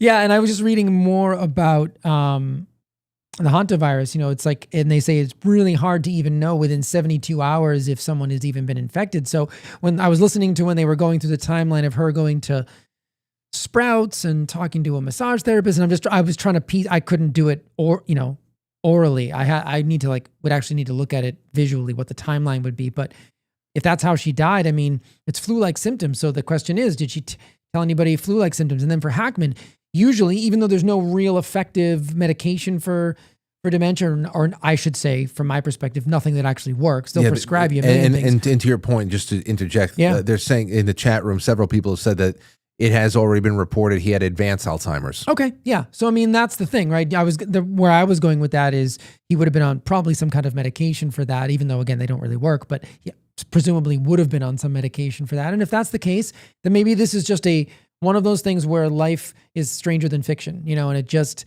was a bizarre set of circumstances and the dog was in the crate because of a procedure. She really did get bit by something that killed her, which is again unusual, and then he was too demented, unfortunately, to know. And then he just also happened to pass. I mean, that's the weird thing to me. That has to be then a coincidence that he passed within 5 or 6 days. Like, what if he lived another year with dementia? How long would that, you know what I'm saying? Like, it is weird that he then died just a few days after she did. That's a coincidence. Yeah. If they didn't die of the same thing. It depends. And that's another thing that we're going to have to figure out. Did he trip and fall? Right. Did he just have a heart attack? Was she the one that was giving him his medication? Exactly. Right. All of that's feeding him, all of that stuff. Right. So there could be a connection, even though they died of separate things, but those are the gaps that need to be filled in. But either way, it's really sad that such a great actor and his death isn't something peaceful. It's something that's being like picked apart in the public eye because it is just morbidly interesting and curious. But it's also, remembering the fact that, 3 living creatures, 2 humans and a dog all passed away. And I know. No one can really put all the pieces together yet. It's just bizarre. It is bizarre. And I can't, it's just part of the morbid, ghoulish nature of it all. It's young, vital. Suddenly you're clinging to each other for support. One link breaks and then the whole. So look at it. But honestly, it's starting to seem a lot less mysterious to me. Yeah. And again, 95 years old. Hell, I mean, it was just a couple of years ago. We saw him drive through Burger King, and he was driving. Yeah, So see, I didn't even know that. So good for him. Yeah, I mean, 93? That's Wait a pretty second. damn Let me good. see here. Gene Hackman, Burger King. It's got to be here. Did TMZ cover it? I don't know. Remember when Burger King actually, rest in peace, Gene Hackman found that? No. Oh, hold on. Gene Hackman, 93. Here you go. This is, of course. Hold on a second. Paywall? Yeah, paywall. Let me see if paywall. This is from 2023. Let me see if I can get around it. It was archived 1 year ago. Thank God. Right. Okay, reclusive actor Gene Hackman, 93, enjoys a fast food lunch in his car as he is seen for the first time in years, nearly 2 decades from his last film role. There he was. Oh, I mean, he actually looks really pretty good there. Yeah, At 93. Look. Yeah. Look, he showed up to a, I don't know, gas station, picked himself up a cup of coffee. Uh-huh. He's driving a truck. He's the one said, I'm going to the drive-thru. Yeah. And, you know, that's at 93. Yeah. I wish. I hope. I mean, listen, Absolutely. Tony Black. Yeah. Tony Black is still doing, he's not driving right now, but he's Right. still going to the beach with my mom and all that stuff. Yeah. I mean. No. I mean, it's you know, and honestly, I believe, even though our life expectancy is trending in the wrong direction, and there's a lot more childhood disease and things like that, I actually do believe that we're going to see aging in a different manner. We've already seen it. 93, for the people who have kept themselves healthy, is going to be very different than 93 was even a generation or two ago. I've been telling, that's what I've been trying to just beat my mother over the head with it. Please. Mhm. Just come on. Yeah. You know, just make serious investments right now. Right. You do have to do the work. But But look at this. Let me ask you this question, Jay. If you were 93 years old, would you stop caring about whether or not you had a Whopper every once in a while? I mean, there's a Wendy's. He went to Wendy's that day. I see Wendy. back me into a corner. Look at that. It looks like a sweet tea from Wendy's. He's 93. Uh-huh. Would you say, you know what? I'm getting myself a Wendy's Asiago cheeseburger or something. I'm going to get myself a fucking Frosty, and I don't give a shit. But here's the thing, Frank. You got to understand. I don't see. Okay, let's have this little thought experiment. From that question, the assumption is that I feel like I'm depriving myself by not doing those things. I don't feel that way. I don't sit there and feel restricted. I understand that from a perspective of somebody who is new to this, like I deal with people all day long who tell me, I can't live without this, I can't live without that. And I often say, you really want to analyze that statement? I can't without X, Y, or Z. Oh, I wouldn't say that. No, I'm not talking about you. I'm just talking about, but I hear this from people genuinely. So I do understand that, but I don't feel like I'm restricting. Like eating something like that probably wouldn't actually make me feel good. And the food that I make, I mean, you were at the retreat. That food is delicious. I don't feel like I'm missing out on anything. Right. So my answer is no, probably not. I don't want to get a 7-Eleven rotisserie hot burger with it. Yeah, like that doesn't hold any. Okay, I wouldn't do that. Yes, you would. No, I would never eat it. I have never. Looking at those 7-Eleven hot dogs, they don't even perspire. They don't even perspire. There's something wrong with those dogs. Oh man, it's seriously, there's something wrong with it. But I would. But your point is well taken in terms of like, would I have like a moment where I might do X, Y, or Z because somebody in the chat room said. Yeah. So and I agree with this. I agree with the statement by 3 dots. 3 dots just said it's not deprivation, it's fun. Yes. McDonald's is fun to eat from what I remember about it. I would love to have a quarter pounder. You may be disappointed. Maybe, but it just be fun. Okay, I was really disappointed about this one thing I did. Uh-huh. It was might have been last February. It's before I really buckled down. Mm-hmm. Lauren and I, we were on probably from January until about April. We were on this incredible Fast and Furious binge. We said, you know what? We know that there's 10 Fast and Furiouses now. Wow, 10? Yeah. Let's start from the beginning and like relive high school and all that shit. And we had a great time every weekend. Lauren and I, we put on the next Fast and Furious. And I remember one Saturday night, it was one Saturday night, it might have been the night, I don't know, it might have been the night before Palm Sunday. I had to go to church the next day. And I was like, you know what? Let's. I just remember feeling like it was somewhere in Easter time. Lauren and I watched either Tokyo Drift or something else after they get really ridiculous after 4. I believe it. I didn't even know there were 10. So they get fucking ridiculous. And that's why I love them. They're so just absurd. Theater of the absurd. Dude. Anyway, I said, you know what I'm going to do, Laura? She goes, what? I'm going to order myself a Papa John's pizza. Oh. Because I just wanted to see, because we don't have Pizza Hut around here anymore. I wanted to see if anything could come close to tasting what Pizza Hut used to be like in the past. And I had the personal Papa John's pizza that showed up. Mm-hmm. I got maybe 3 or 4 slices in out of like a 6-slice pizza. And it felt like I had a brick in my stomach. Yeah. And I hated myself. I get that. For so long. And I feel like some things you'd feel the same way about. Now, I will say this, and maybe some members of the audience, because I don't actually think there's no Papagino's down here. You don't know what that is, do you?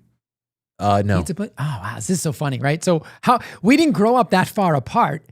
Like I grew up 200 miles away from you, but yet Papagino's is like a foreign thing to you. I knew that was only a Massachusetts thing. So for the audience out there, I apologize for this, but Papagino's, and I know there's a few people from Massachusetts that listen, they made what was called a rustic pizza. Ooh. I don't know how they did it. It was a different kind of crust. It was unbelievable. I think the crust was even sprinkled with Parmesan cheese. It was Scott Ayan says Papagino's rules. Yes, thank you, Scott. It does. They make a killer pizza. So I make Edward Bernays sauce says Papagino's is so gross. Keep going. Come on, get the rustic pizza. So I might do something like that because so yes, there are probably things that I would try, but I'm telling you, I also think that you might be disappointed. But what I would do, Frank, I'll tell you right now, if I was 93 years old and it was like, I wouldn't worry as much about that one-off going out to eat or whatever, like I do now. Like I just tend not to go out to eat. I might do stuff like that a little bit more often, but I certainly wouldn't go to Burger King because that really just doesn't do it for me. It just doesn't. But there are some things that I might partake in. What about a chicken? Like let's say we go to Wendy's and we get one of those fucking gnarly, spicy, crunchy chicken sandwiches. I don't know if I've ever had one of those. Dude, I mean, you can get those. I remember them. They have some. I mean, they had great chicken. I would never have their lettuce or their tomato, but the chicken is really nice, crunchy, breaded, and spicy. And I know that you'd probably throw away the bun, which is not fun. No, I mean, so what I'm saying is there again. So you either go one way or the other. There are ways to do things. Like I said, you know me. I mean, I'm the king of replacements. Like I'll make a carnivore pizza, and you've had it. You had the brisket goat cheese incredible. And honey pizza that I made. You're not missing.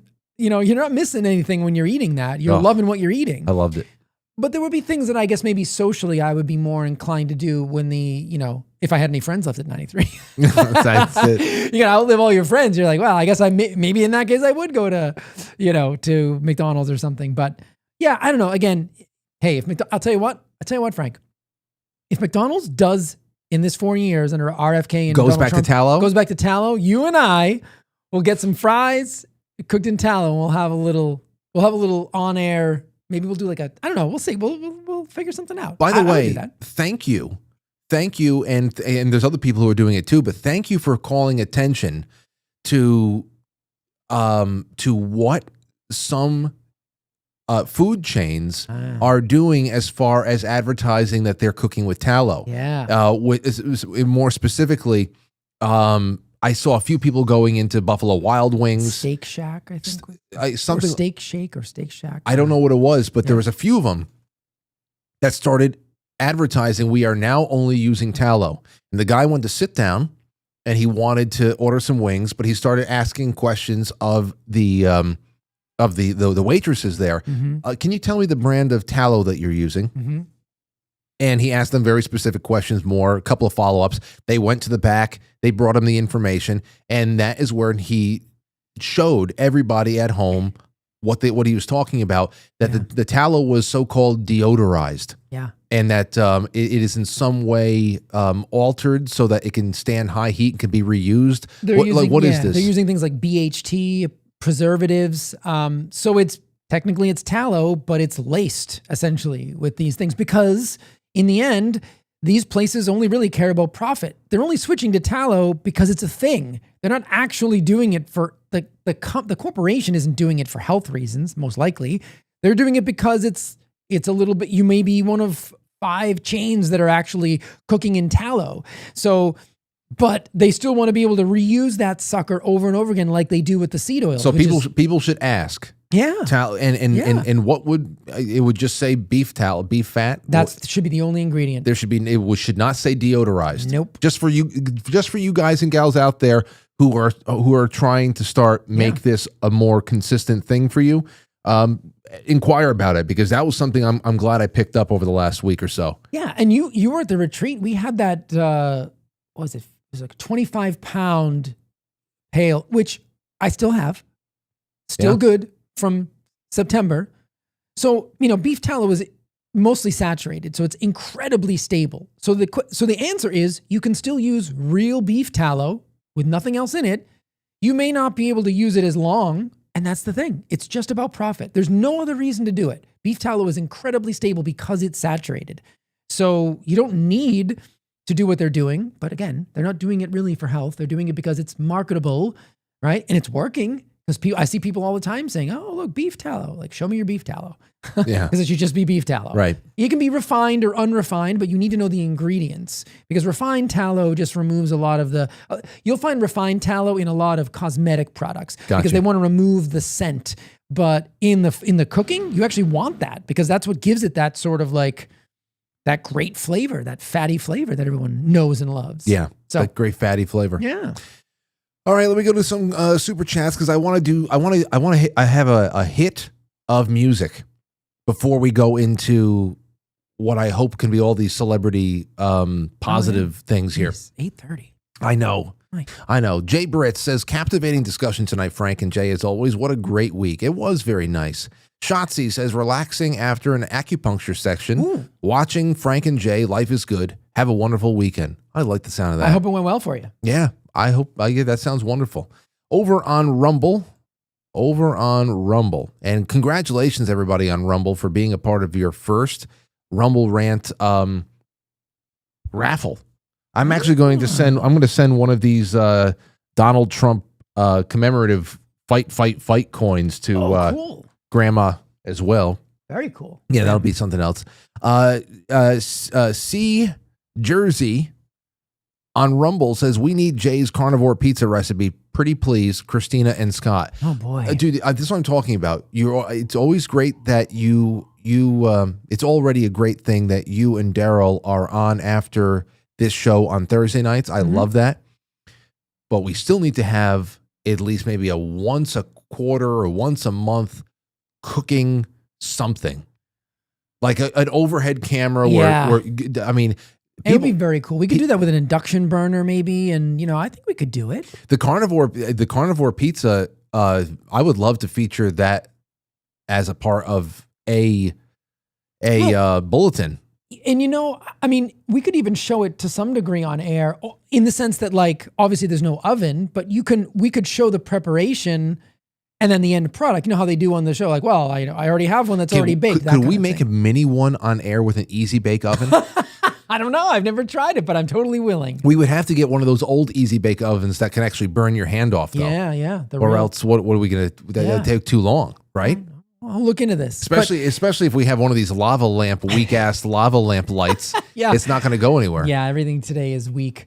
I would. I mean, if the audience wants that kind of an in studio cooking demo, we could find something that's relatively low exhaust, something that we could cook or something like that. Yeah, we'll figure it out.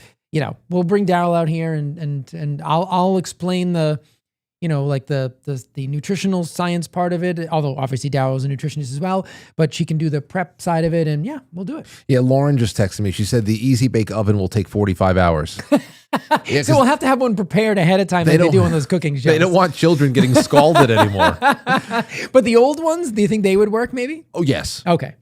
I think we would be able to make like maybe like a 4-inch pizza. I'm pretty sure the old Easy Bake Oven would be able to do it. From what I have read, some children got seriously hurt. Okay, that's good. So do we have anybody in the audience that wants to on eBay? let us borrow, or something, an Easy Bake Oven, so we can try this on air? Well, how about this? What about a toaster oven? Yeah, that would probably work. Yeah, because a toaster oven you can actually get to 400 degrees. I think I bake my crust at 400 or 425. Either way, you could do it at 400. We'd have to do it out there in the green room because the ceilings are so much higher, and we can put the fans on. Mm-hmm. In here, we might trigger the sprinklers. Yeah, and it doesn't create much smoke, but it may create some heat. So we'd have to just be careful of that. But it's certainly doable. I would love to do it if the audience wants to see it, because I know that carnivore pizza is very popular. Like I said, I brought it by 2 Christmases in a row, and I didn't even get a piece of it. I took one piece for myself because I'd been thinking about it since Christmas 2023. Right. But other than that, it was my mission to go around the room and tell people, yo, you've got to go try before it's gone. Go try it. And that's why I went so quick. Yeah, I dropped it off, and then I went up. I walked out there, and it was just the 2 plates with the crumbs. Well, yeah, okay. Anyway, if you have an old Easy Bake Oven, you can get in touch with me. Yeah. Let me get real quick here. Awake Not Woke, thank you so much for the gold pills. Thank you so much, Awake Not Woke. In case friends need a snack. Doug Simmy says, hi, fam. Hi, Sean Joe, Delona, Cave Toad, Sean Joe, C. Blanche, Homegoy, Delona 55 again. I love Delona out there. It's good to see you again. Dragonfly 27 says, good day. I got a new job at Sprouts Market, Black Rock owned, boo. But yay, assistant Haba manager. Get to be back in proactive nutrition health food store and out of medical. Hoping RFK is going to be for real. Yeah. Listen, I think a lot of people want to be for real. I just like I said, I think there's a lot of grandma worm tongues out there, and you gotta watch out for undue influence. And Cave Toad just gave a whole lot of subscriptions away. Anybody in the chat room right now might be able to claim them. I mean, we're talking about real subscriptions. Thank you, Cave Toad, for that. Some people took them. Delona says, Gene Hackman wrote a book, Justice for None, a fictionalized story about my hometown. My mom worked at the library, and he came in many times to do research for the book. Thank you, Sean Joe. Thank you, Hemi Lou. Doug See Me Again, Music Man 75. He may have not been eating or drinking water. Yeah, it's totally possible. Yeah, it must have been. But there's a lot of subscriptions being given away right now for free. If you want to become a sponsor of the show and try it out, you can try it out for free probably right now on quitefrankly.tv. The Sentinel says, great show. Enjoy the weekend. We love it when Jay joins you. So do I. It's an easy and very productive conversation, and always very diverse too. We go all over the place. All over.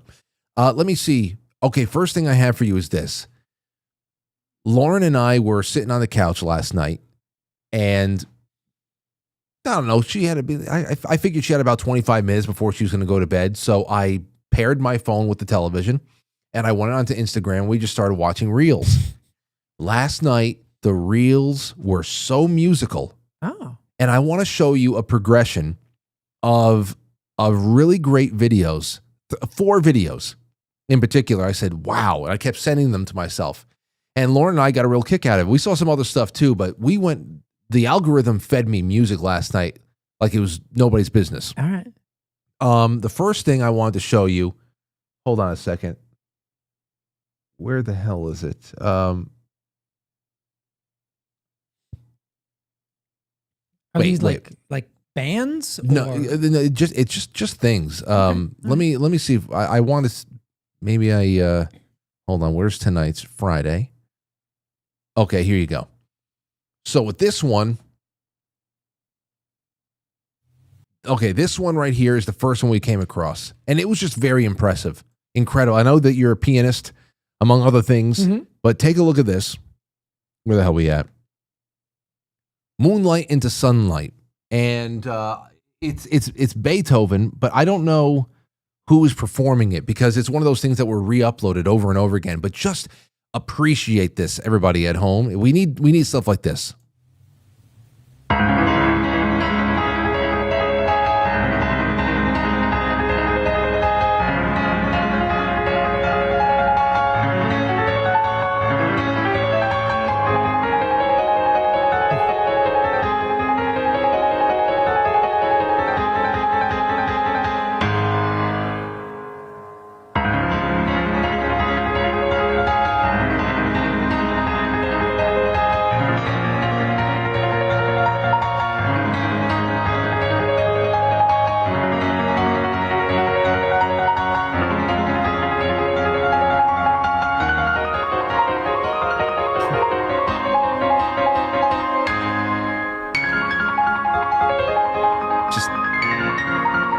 love that angle. Watching a pianist makes you realize just how crazy it is.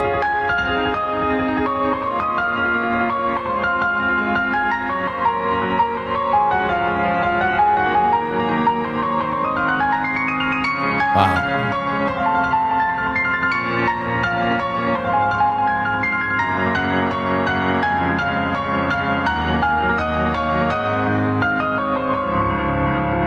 That's amazing.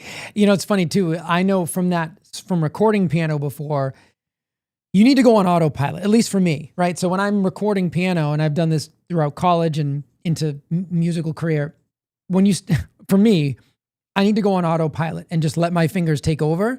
Because once I start thinking, sometimes in my head, I'll go, oh, wow, this like, I'm really doing it. That kind of thing. Like when you're a kid and you're riding the bike and you start thinking about riding the bike and then you fall. That's always what happens to me. I know people are looking at that going, that's not possible. But it's that person, I can almost guarantee you, it's not like that they're consciously hitting every single note. They've done it so many times that their hands completely go on autopilot. And there's a lot of muscle memory and distance and feel. And I know this from personal experience, but for me, I can totally psych myself out of that. And I can take away the autopilot. And once that happens, you realize my fingers don't know how to do that. Oh yeah, and then you crash and burn. It's really amazing about playing. Well, and then when I was looking at this too, I say, oh man, I mean, it's clear to see why piano is considered a percussion instrument. Yes. And because the same thing would happen to me with drumming.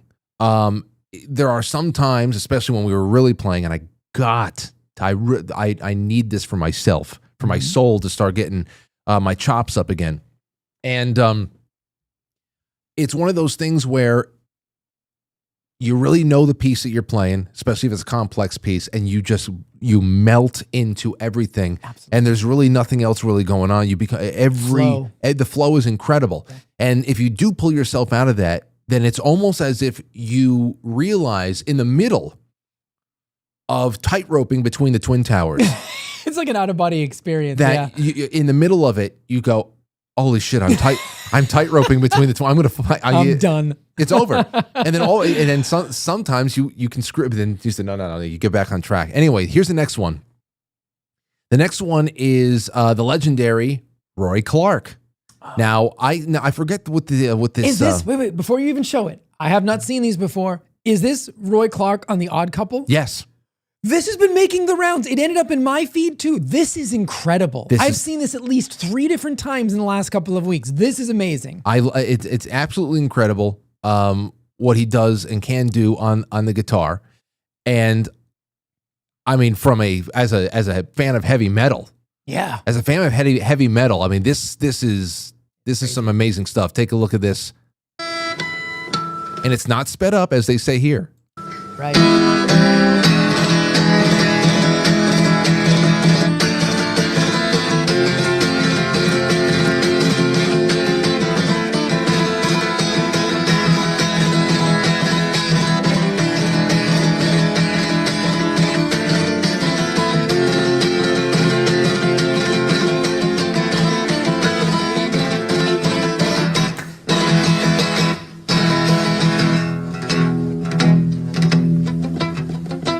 I love when he gets into the slap bass.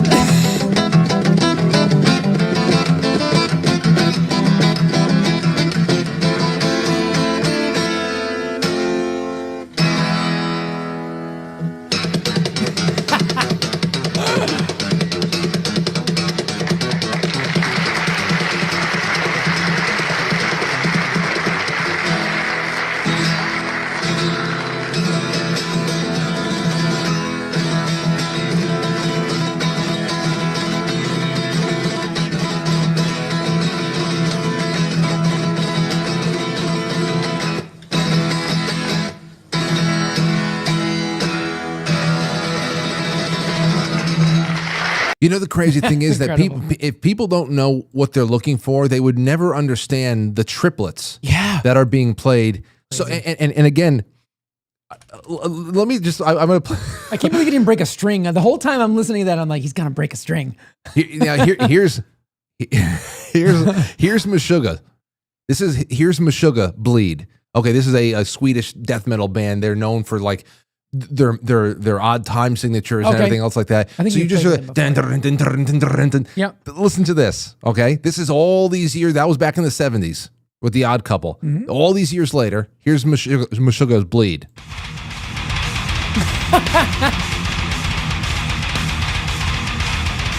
Yeah. It's fucking devious. I love it. Well, that doesn't. I mean, you know. No. But I mean, you're right. Rhythmically, it's like nothing new under the sun, but it's incredible. Oh, especially the drumming. Thomas Hake, Yeah. From Meshuggah, just to play that with the Hold on, you do a lot of double bass. Yes. So you probably had that flow a lot with your feet, and if you pay attention too much, you'll lose it, right? I got to imagine this. I have never even attempted. I mean, you know what? Hold on, Meshuggah Bleed drums. Let me try a drum cover. See, somebody can show you somebody's. I mean, you guys. I love watching drummers who are like truly skilled at double bass, because that is like a whole other. I can play the drums like Ringo Starr style, but I cannot. Like I can play behind a drum set, but I can't do double bass stuff. Well, then here. Let me see if he gets a good camera angle of the footwork here. Here's somebody just covering it. Oh yeah, there you go. Yeah, you can see. It's just like separate every limb. Look. I mean, it's nuts. Yeah, that's crazy. That's just crazy shit. Crazy. I love it so much. Now here's another one that came up. I've got a couple of more. We're probably not gonna be able to get around to the celebrity stories. Frank, I mean, again, it's like. Why did I plan for anything? It just be a blank. The title should just be a blank space when my name is next to it. It's my fault too. I'll just say Jay Gulinello. Say no more. Doc Watson meets Michael Cleveland. Okay, this one, for those of you that don't know, it's one of the top comments. Michael Cleveland, he's a young guy over here. He's a fiddle player. He was born blind. After an ear infection as a child, he lost 80% of his hearing in one ear. Wow. And yet he's one of the best fiddle players in the country. And he's sitting down with Doc Watson, and take a listen to this. I just think I don't know when this is filmed, but again, it's one of those things that just roped me and Lauren in, and I really appreciated it, especially when I realized, oh my gosh, this kid is not only blind, but mostly deaf. Take a listen.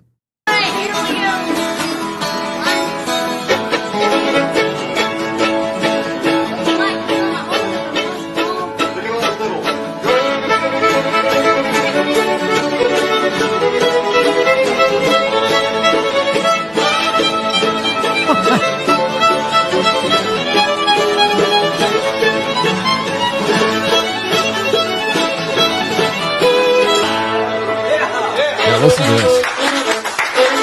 Yeah. Done broke my arm, Michael. Done killed me. No. No, I never have. I've always wanted to record it at just a little less speed than that, see if I can get these runs.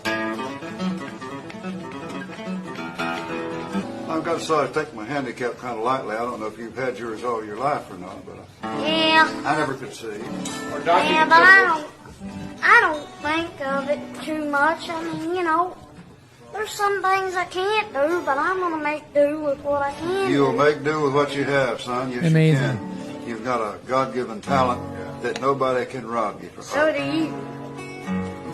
Well, I had to work a lot harder for mine than you have for some reason. Well, I didn't. At your age. I didn't start out playing like I am now. All right. I love that. Yeah, what a great philosophy from a kid too. Yeah. Okay, and Beethoven, which he played some of those pieces. Beethoven was going deaf in his 20s, and you could write by vibration. I mean, and obviously just knowledge of music composition, which we had classes in school where we would study music composition and put pieces together without being allowed to hear them. So the teachers would assign us, say, you got to put this composition together, but you're not allowed to play it. And that was always really fun because you had to put it together by music theory. And then the teacher would take the piece that you wrote that you never heard before, and then get up there and play what you wrote. That was really fun. Right. Because you had to do it inside your mind, which That's was really cool. kind of cool. That is really cool. I love exercises like that. Yeah, it's very cool. And then this next one, we're going very, very modern. This is from a beatboxer. This is a beatboxer. I think the artist name is Wing Jackpot, and the song is called Dopamine. Okay, or at least a segment of a song called Dopamine. And just this is all, everybody, if you're listening to this on podcast, this is all generated by one man's lips, throat, all that. I mean, this is a beatboxer. Okay, take a listen to this. Dopamine.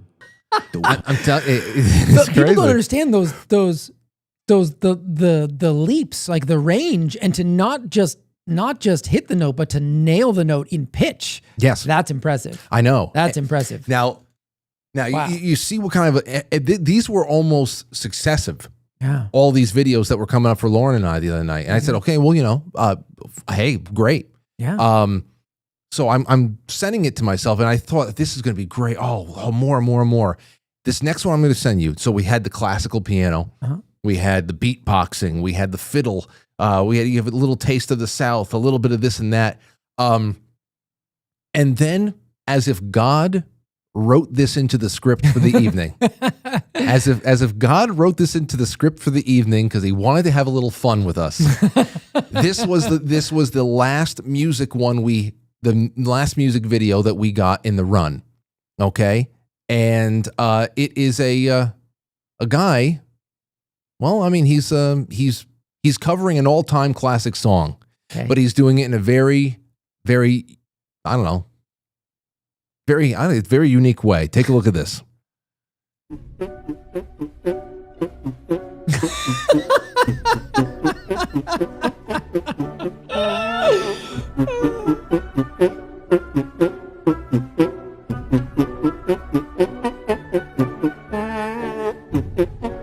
He's a hand farter.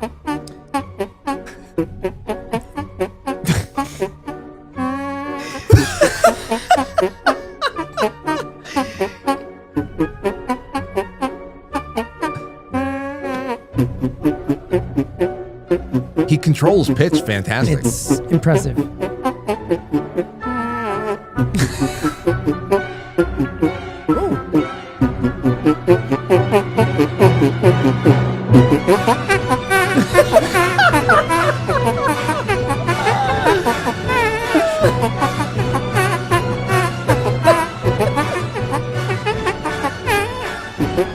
Look at his face. He's hard. Concentration. You got it. Almost there.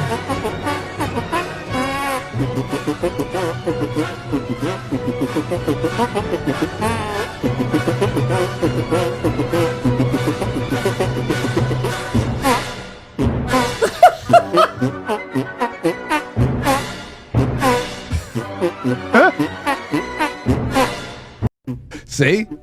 Frank, the bounds of human talent. I'm telling it you. is just, I mean, it was how much time do you think he had to work on this skill? I don't know. But I don't mean to make fun of him because, like, you see all these incredible skill sets that probably took years, except maybe for the child, to master. He was obviously born with something, but everyone else probably, forever. I wonder how long this guy sat there going, I'm going to master the art of farting classical music with my hands. All I know is that Lauren and I went on an epic run last night, and I said I have got to preserve this chain of videos. Yeah. And you know what? It's Friday tomorrow. Jay's going to be in. He's a musician as well, and I think he's going to love this, and everybody else will too. Yeah.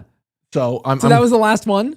That was the last one. Yeah, I mean, obviously that was God's joke. Seriously. He's like, oh, you had a good run? How about this? Yeah. Here, That's great. Yeah. Good.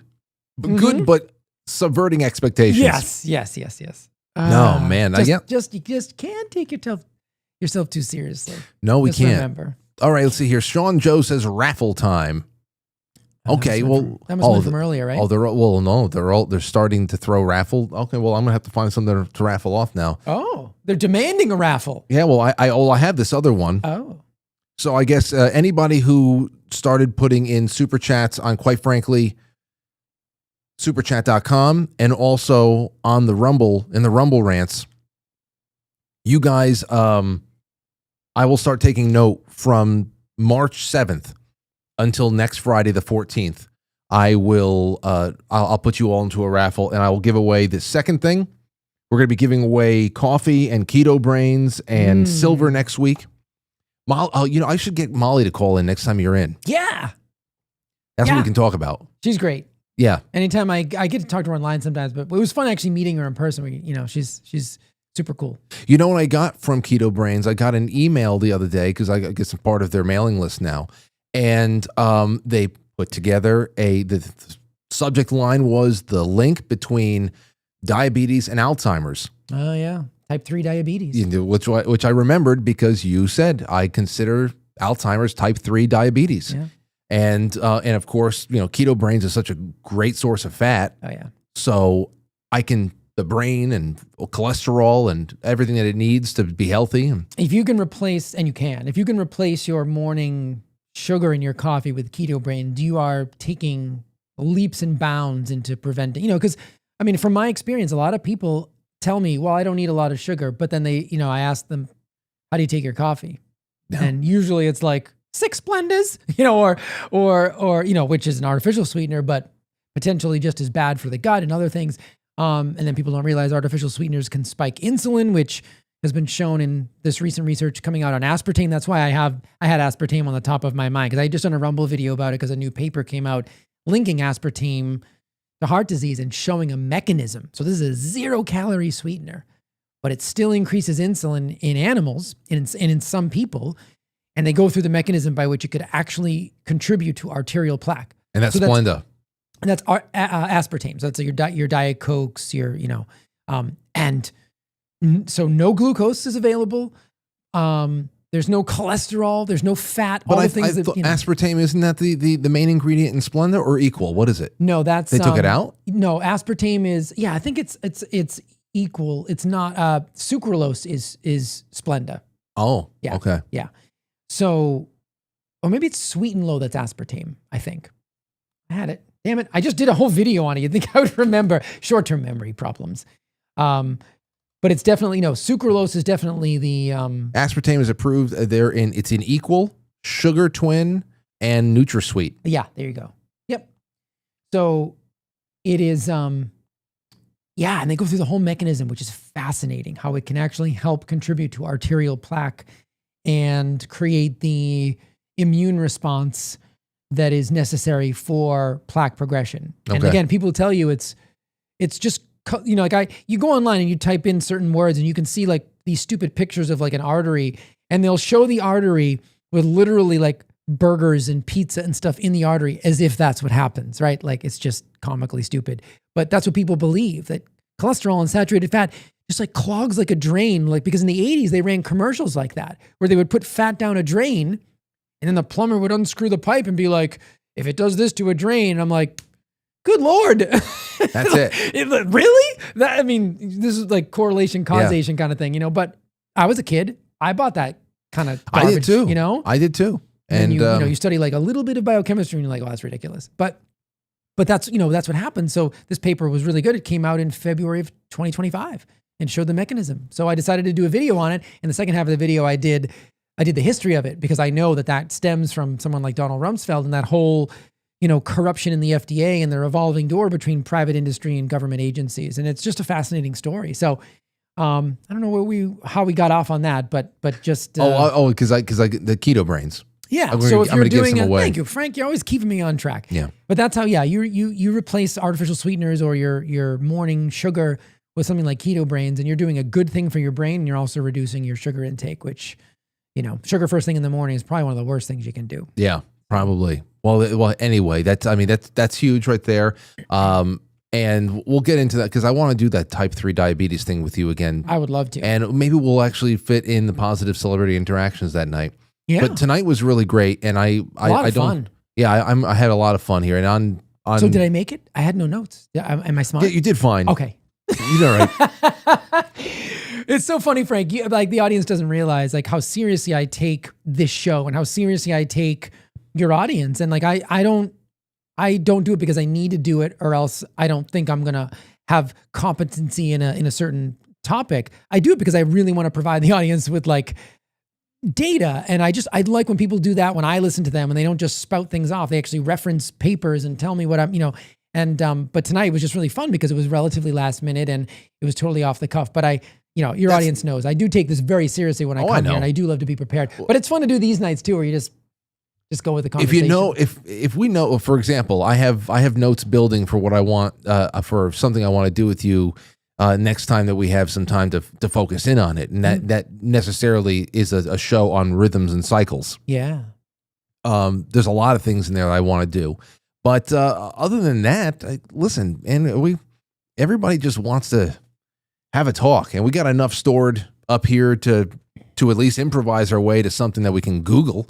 I mean, hell, what the hell? We didn't even have any time for calls tonight, but it was still great. And I'll be live tomorrow night at 9:00 with some family in here, and I think you guys will enjoy that. And over on quitefrankly.tv, let's see here, Delona and a few others are just gifting subscriptions to everybody. Oh. Yeah, it is really nice. So if you're on quitefrankly.tv, the after hours is about to kick in. And what do we have coming up? Well, let me satisfy your curiosity. 10-second songs, Linkin Park, In the End, in the style of Frank Sinatra. Mark Dice, Jason Burmis, The Seth Rich Files, and Truckloads of Epstein. That'll be after 2. Jimmy Dore, John Doyle, Shane Cashman with Alex Ayala. Tucker Carlson interviews Prime Minister of Qatar. Mystery Science Theater, Invasion of the Neptune Men. I love that show. And Art Bell with Travis Walton and Mike Rogers. So Fire in the Sky. You're getting the Fire in the Sky testimony. Oh, cool. That's a classic one. That all starts right now on quitefrankly.tv. You go hang out with people and so much more. So much more than you expect. It's a wonderful place. And all my love in the world to you guys and gals, whether you're watching right now on Rumble or YouTube or D Live or Kick. I know Kick is just getting started, but still. And everybody on Twitter too. Oh yeah. Yeah. Much love to you guys. It's been wonderful. And Jay, thanks again for everything. I have perpetualhealth.co in the description of the episode, but let everybody know something in particular. Honestly, the things I'm focusing on right now, you go over to Rumble. That's a great place, Perpetual Health CO on Rumble. And honestly, I keep saying, it seems like Instagram is freed up a little bit. That's Perpetual Health CO. You can pretty much always find me if you look at Perpetual Health CO. So Rumble and Instagram are the ones that I'm the most active on. I try to write multiple times a week on Instagram, and then I put those things into video format in case you want a 10-minute synopsis of some topic. And if you want to know about aspartame, that was the most recent one that I put out, I think like 5 or 6 days ago. So those are the two biggest ones. You can catch us on Substack, perpetualhealth.substack.com, where I work with Daryl. And every once in a while, you can catch me on quitefrankly.tv. All right, those are good nights.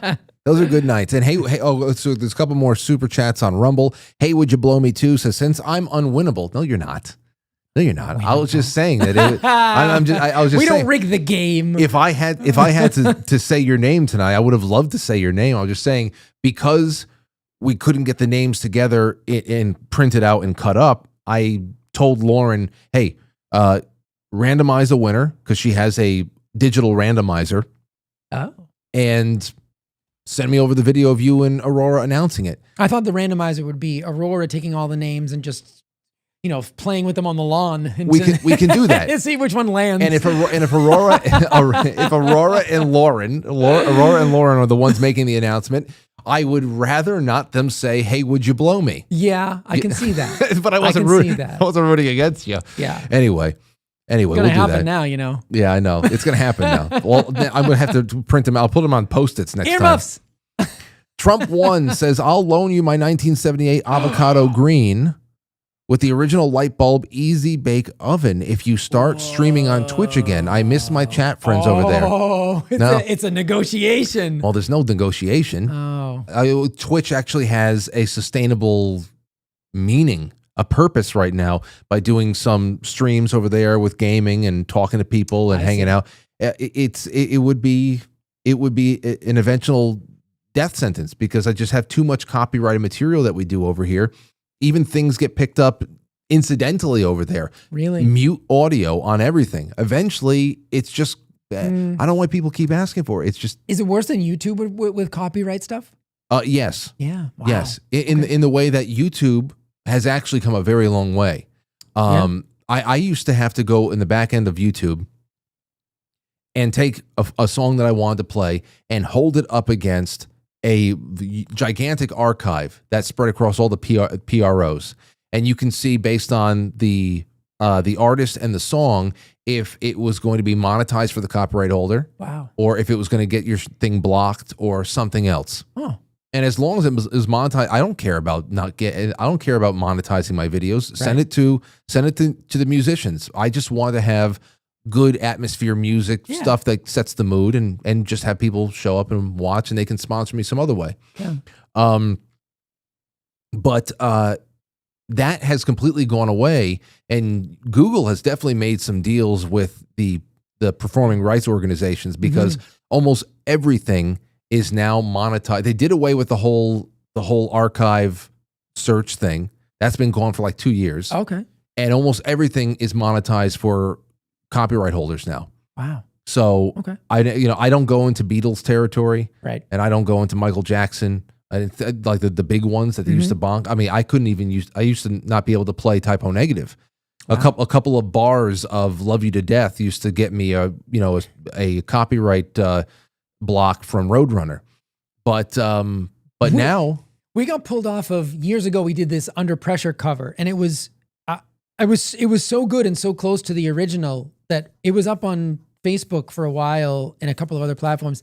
Had like close to 100,000 views, and Facebook pulled it down because it wasn't. They thought that we were just reposting an Under Pressure video, but it was a cover, right? So it should have been okay. We kind of took it as a compliment because we got so close to the original. But that's why I was curious, because we couldn't keep that stuff up on Facebook. Every time we put it up there, they kept taking it down. But well, it's good to know. It's good to know the YouTube. Yeah, but on the flip side with Twitch, it's as soon as it. So I would be live, but afterwards the episode would not even be like it wouldn't be visible. Yeah. So if you were there for the live show, you got to be in the chat room for the live show, but it was never published, and so many sections of the episodes had audio muted. There was a time maybe around in like the first Trump administration from like 2017 to about 19 or so that it was actually a really nice place to archive stuff. And whenever I couldn't download from one place or another to put it up on the podcast afterwards, Twitch would actually be a place where I would go to actually download the episode and then convert it to MP3 and all that shit. So it's definitely moved away. It prioritizes gaming. It prioritizes a lot of this long form stuff, unless it's totally washed of copyrighted stuff. I mean, and even down to my intermission and intro music that I'm going to get tripped up. So no, I get it. I mean, well, we'll have to find another Easy Bake Oven. I'm sorry about that. Well, the Easy Bake. Oh, that's right. It was the hostage negotiation. It was a hostage negotiation. We'll figure it out. Okay, everybody. Well, thank you guys so much. This has been a wonderful evening. I'll see you on QuiteFrankly.tv for the after hours, and tomorrow night, 9:00 for the Saturday night special. And that's all from us for over here at Studio A. Frank and Jay. Take care, man. You too. Later. I'll catch you on the flip side.